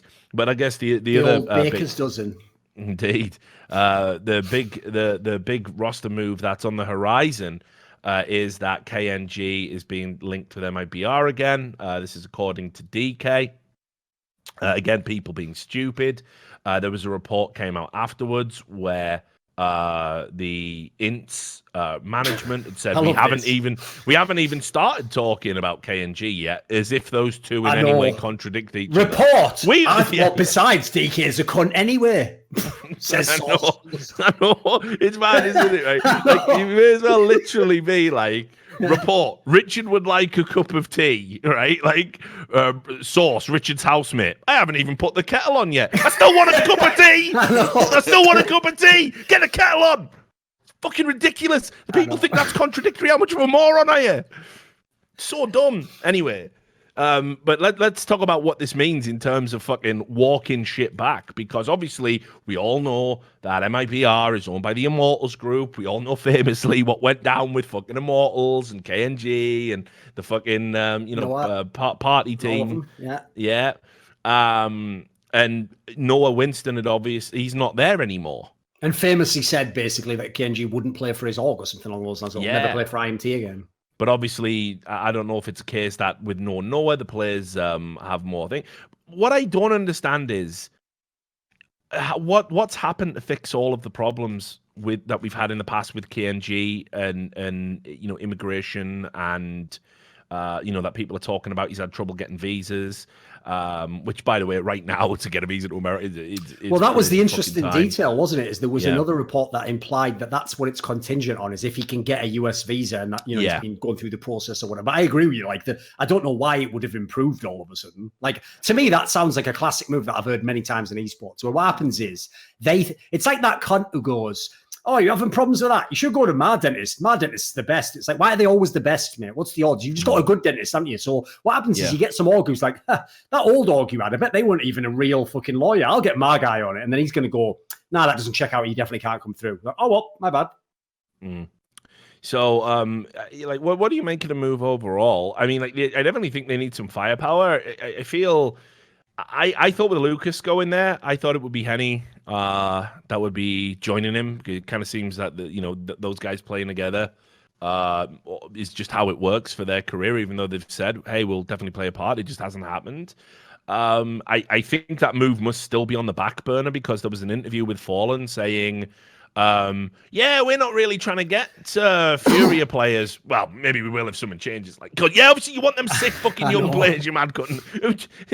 Who are you fucking lying to? The problem is, though, I've always said this about Fallen. Like, even though I obviously respect him as an in-game player, blah, blah, blah, I also, in a mad way, I can't fuck with it because I hate sophistry as a person. But he absolutely knows how to literally the fucking tune Pied Piper style that all the shit he's seen need to hear. And he can do it every time at the drop of a hat. The guy has mad talent for like PR stuff. Oh, he loves him, mate. He loves playing that pipe. No, the other thing is this, right? Is obviously like on Twitter, I basically said this, which is like, listen, when I knew he wasn't going to MIBR, I didn't really give a fuck that apology was fake and 100% I can tell you written by someone who isn't KNG. But now that he is going to that team, I personally, by the way, don't give a... I told you from day one, why Brazilian fans have to lie and pretend I tried to get KNG fired is beyond me. I have done the exact opposite. Yeah. I have been totally consistent with my position that I don't want people fired for saying stupid jokes and silly slurs and stuff. So I personally... don't even think he should apologize to me. I 100% think he should do a legit, genuine apology to FNS, though. Not least because if I was FNS and I was ever, I've told this before, if I was FNS, he wouldn't do this. He's not as vindictive. But I would just literally tell every tournament organizer, I'll go to the press if you let this guy play at a tournament that I'm at. He's literally threatened my life and never apologized for it. And repeatedly, in fact, doubled down and said he doesn't actually think he has any remorse. Guess what? That would imply he's going to kill me. It's a pretty reasonable demand to make, isn't it? No, I know. I think the fact that there was never any sort of penalty issued. I mean, kind of Karma took care of it, right? It did. But I'm like you, and he's kind of paid his penance in that sense. But I think for ceremonial reasons, just do it, mates. We can get it in the past. I don't like cancel culture, and it's sad when you see people who are very, very talented, especially people who are very, very talented from backgrounds where maybe they have been that's the tragic part, of course. Opportunities wise, like I think you always have to contextualize and give people chances. This isn't like some fucking Trumpian figure that's just had it all on a silver platter, fucking failing upwards constantly. This is a blue collar dude, a down to earth dude who's been around a long time as well, guy who's been around a long time and through his own actions has been deprived of a big opportunity. He's paid his penance. He's been in the naughty corner long enough now. And he didn't quit either. Respect. I tweeted that a few months ago. Again, never quit, just kept playing. What a stud. Yeah, you gotta fucking you gotta let him have another chance for sure. And he's still talented and can definitely do a job on this MIBR roster. I mean, fuck, things can't get much worse. So yeah, I'm happy that he's still in the reckoning for this. I just hope he can overcome whatever. Also, by the way, listen, can we just be real for a second? Everyone who's watching the show is a vaguely neutral observer. How unreasonable is it for a fan base who will never let me forget something I did 3 years ago that I apologized for on the day, will then tell me, who cares about KNG not apologizing? It was 2 years ago. Is that reasonable? I'll leave it to the viewer to decide that. You think that's reasonable? You're using exactly the opposite logic in two different scenarios. I will leave that one to Judge Judy. Right, so let's wrap it up there. Let's do the questions super quickly. Rekovic on Steam. Shout out to him, by the way. I know he's had a bereavement. It's the fucking time for it. So sorry to hear that, brother. I got your message. $100 patron says, with how Fnatic are bombed out in the minor, does this draw parallels to how Nip shit the bed slowly from 2016 to 2017 and couldn't even get past the online qualifiers for the minors? Are Fnatic likely to follow this same path, taking a few years to cut the dead weight and come back, or can they learn from NIP's mistakes and make drastic changes that I think the team needs? So we did touch on this a little bit, but I think just to be, I think he's nailed it with his comparison, actually, because I feel like it's the same thing. Because here's the sad thing. You know what? I actually nailed this as well, Richard. I think it was early this year or maybe the end of last year. I wrote an article where, even though Fnatic was doing well, I basically said the two teams have changed identities. Nip's the team that'll pick up any young talent now. Fnatic's the team that won't let that fucking core go. Like they cut Flusher. Yeah. I mean, the irony is JW got his form back, but they wouldn't cut him. Crims was there justifiably. So they've got Exist in the team. Like they're the team where I agree. What I think will happen is they will take, just like Nip, for the next 2 years, they will slowly cut these players one by one. And as a result, they'll never be at the top during that period. It will cost them. They will tax the next year, basically. Yeah, I think as well. Like I say, it's got to start with from the top down. Exist has to go for me. I think it'd be criminal to let Crims go, but I get the impression his heart's not in it anymore. I think he needs a fucking break or a change or a new team or just something. I've always said I felt he's a player who could have gone and played for FaZe.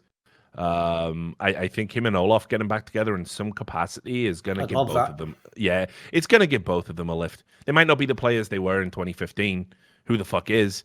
But yeah, exactly. They still got starting in the career. There's still something they can do. I think that partnership is the key to giving them both the lift that they need. So hopefully that can happen. But yeah, I think Fnatic have to make some changes. It's got to start with Exist. They can decide who they want to keep from that point onwards.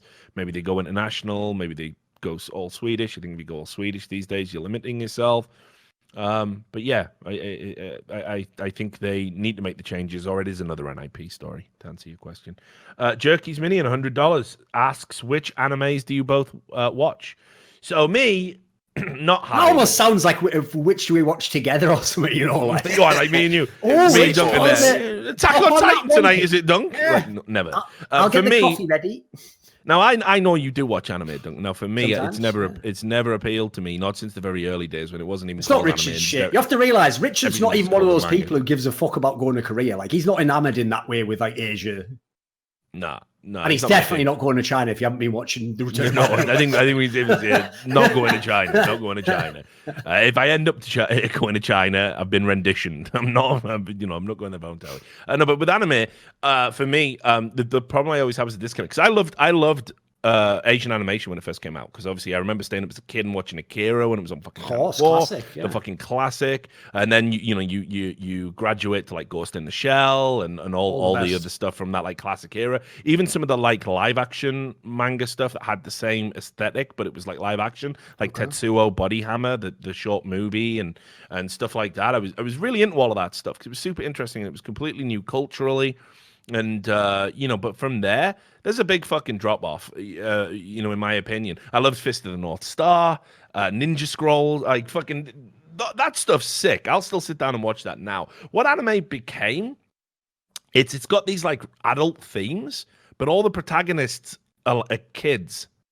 So it's like 1 minute they're like Attack on Titan did me, and everyone was saying, "Oh, you got to watch it. Look, it's got this artist, and okay, I'll sit down and I'll watch it. It's super clever." And I'm watching it, and I'm like, "Yeah, this is pretty horrific, actually. This could be interesting." And it's like this dude who's just watched his mother get fucking picked up and swallowed whole by a giant that's naked, then goes, "Does this girl like me?" in class, like, what the fuck is this? Your mother just got eaten. Why do you care? Why do you care? Why are you thinking about your little fucking hormones now? Like, and it's like I can't connect to that. I can't relate to.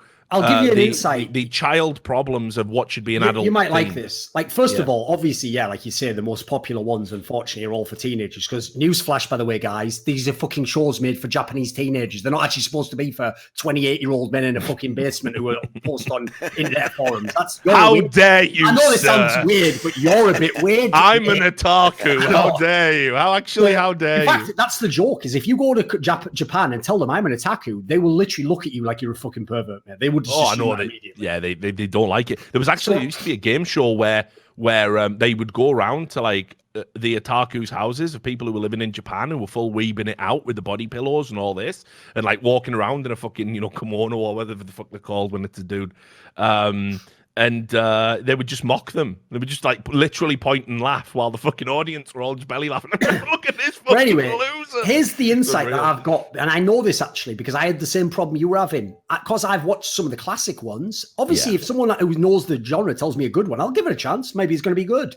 But everyone was having the same problem you're having. Like parts of it would be good, and then the other parts wouldn't just not land. It would be like embarrassing. Like you're saying, there'd be scenes where. So one of the animes I'd actually even say is a good one is one called Code Geass. Has the same exact problem. A lot of elements of it are like clever, like cool story, and then they have all these scenes where they just go to school.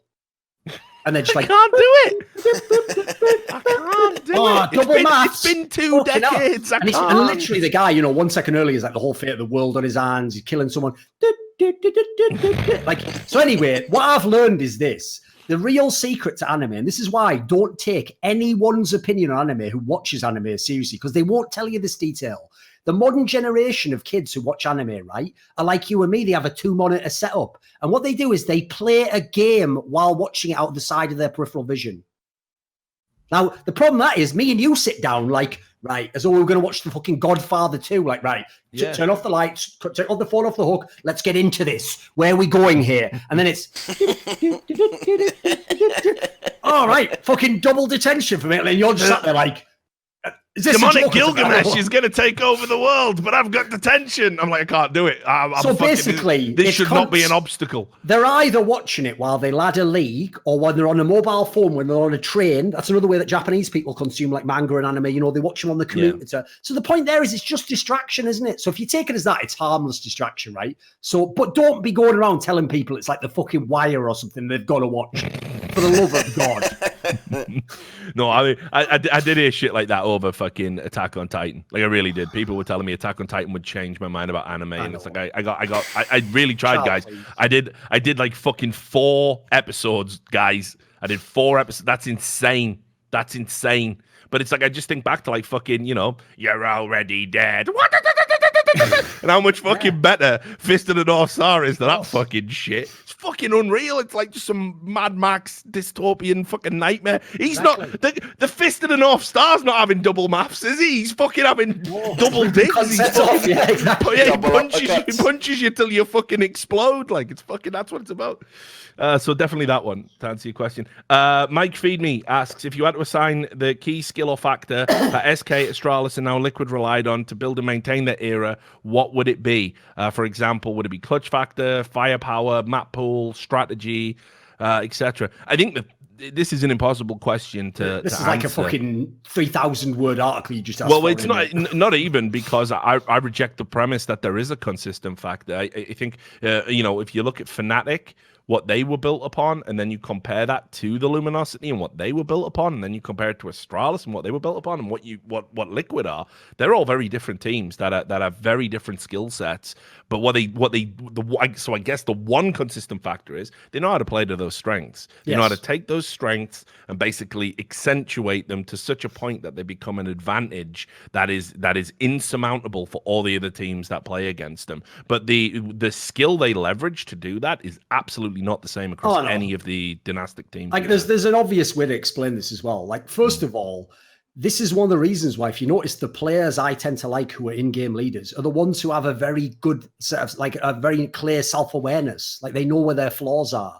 And so as a result, first of all, I would agree that's the number one thing you need to have. It's literally what was written over the fucking Oracle at Delphi or something. It was know thyself. That was the principle. That's the ultimate philosophy in life. And then secondly, the other angle on it, it would be, let me think, what was that? I forgot it for a second there.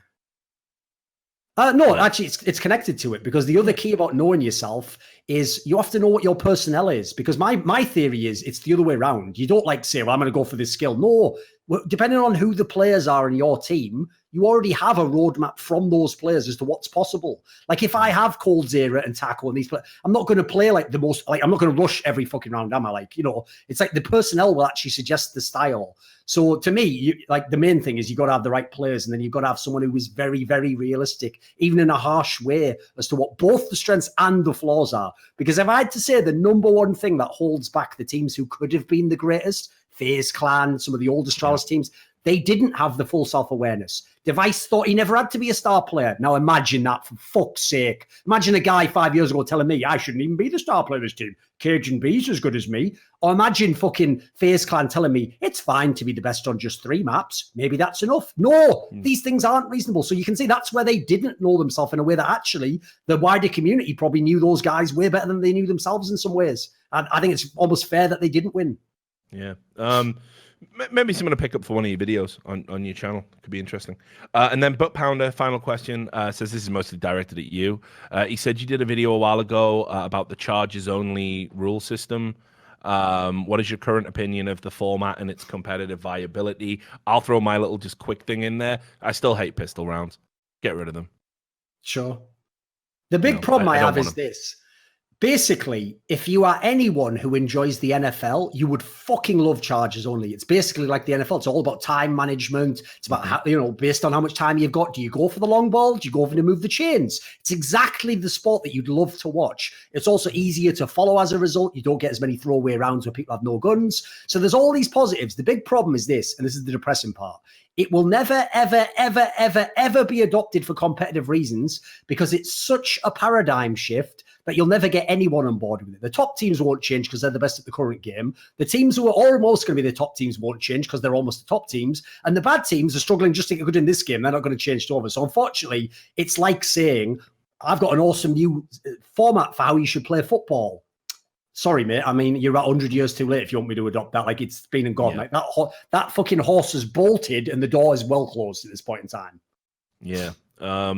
But yeah, I like I say, I'd like to see us take pistol rounds out. I think they're an anachronism. I almost feel like knife, in the same way like knife rounds are.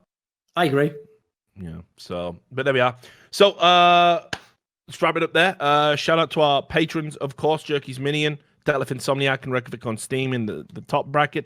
A $50 patron, Sadsuar, but Pounder 420, Watch Doge, Madsen, Benekagi Assassin. That's the first time I've ever fucked that up. Sorry, brother. Mike Feed Me, Marcus Kyumpa, Tobias Bernasconi, Carve, and TC Owens. So there you have it. Shout out to Duncan, shout out to Sam, shout out to all you for tuning in. And we will see you probably next week, all being well, with another episode of By the Numbers. Until then, take care.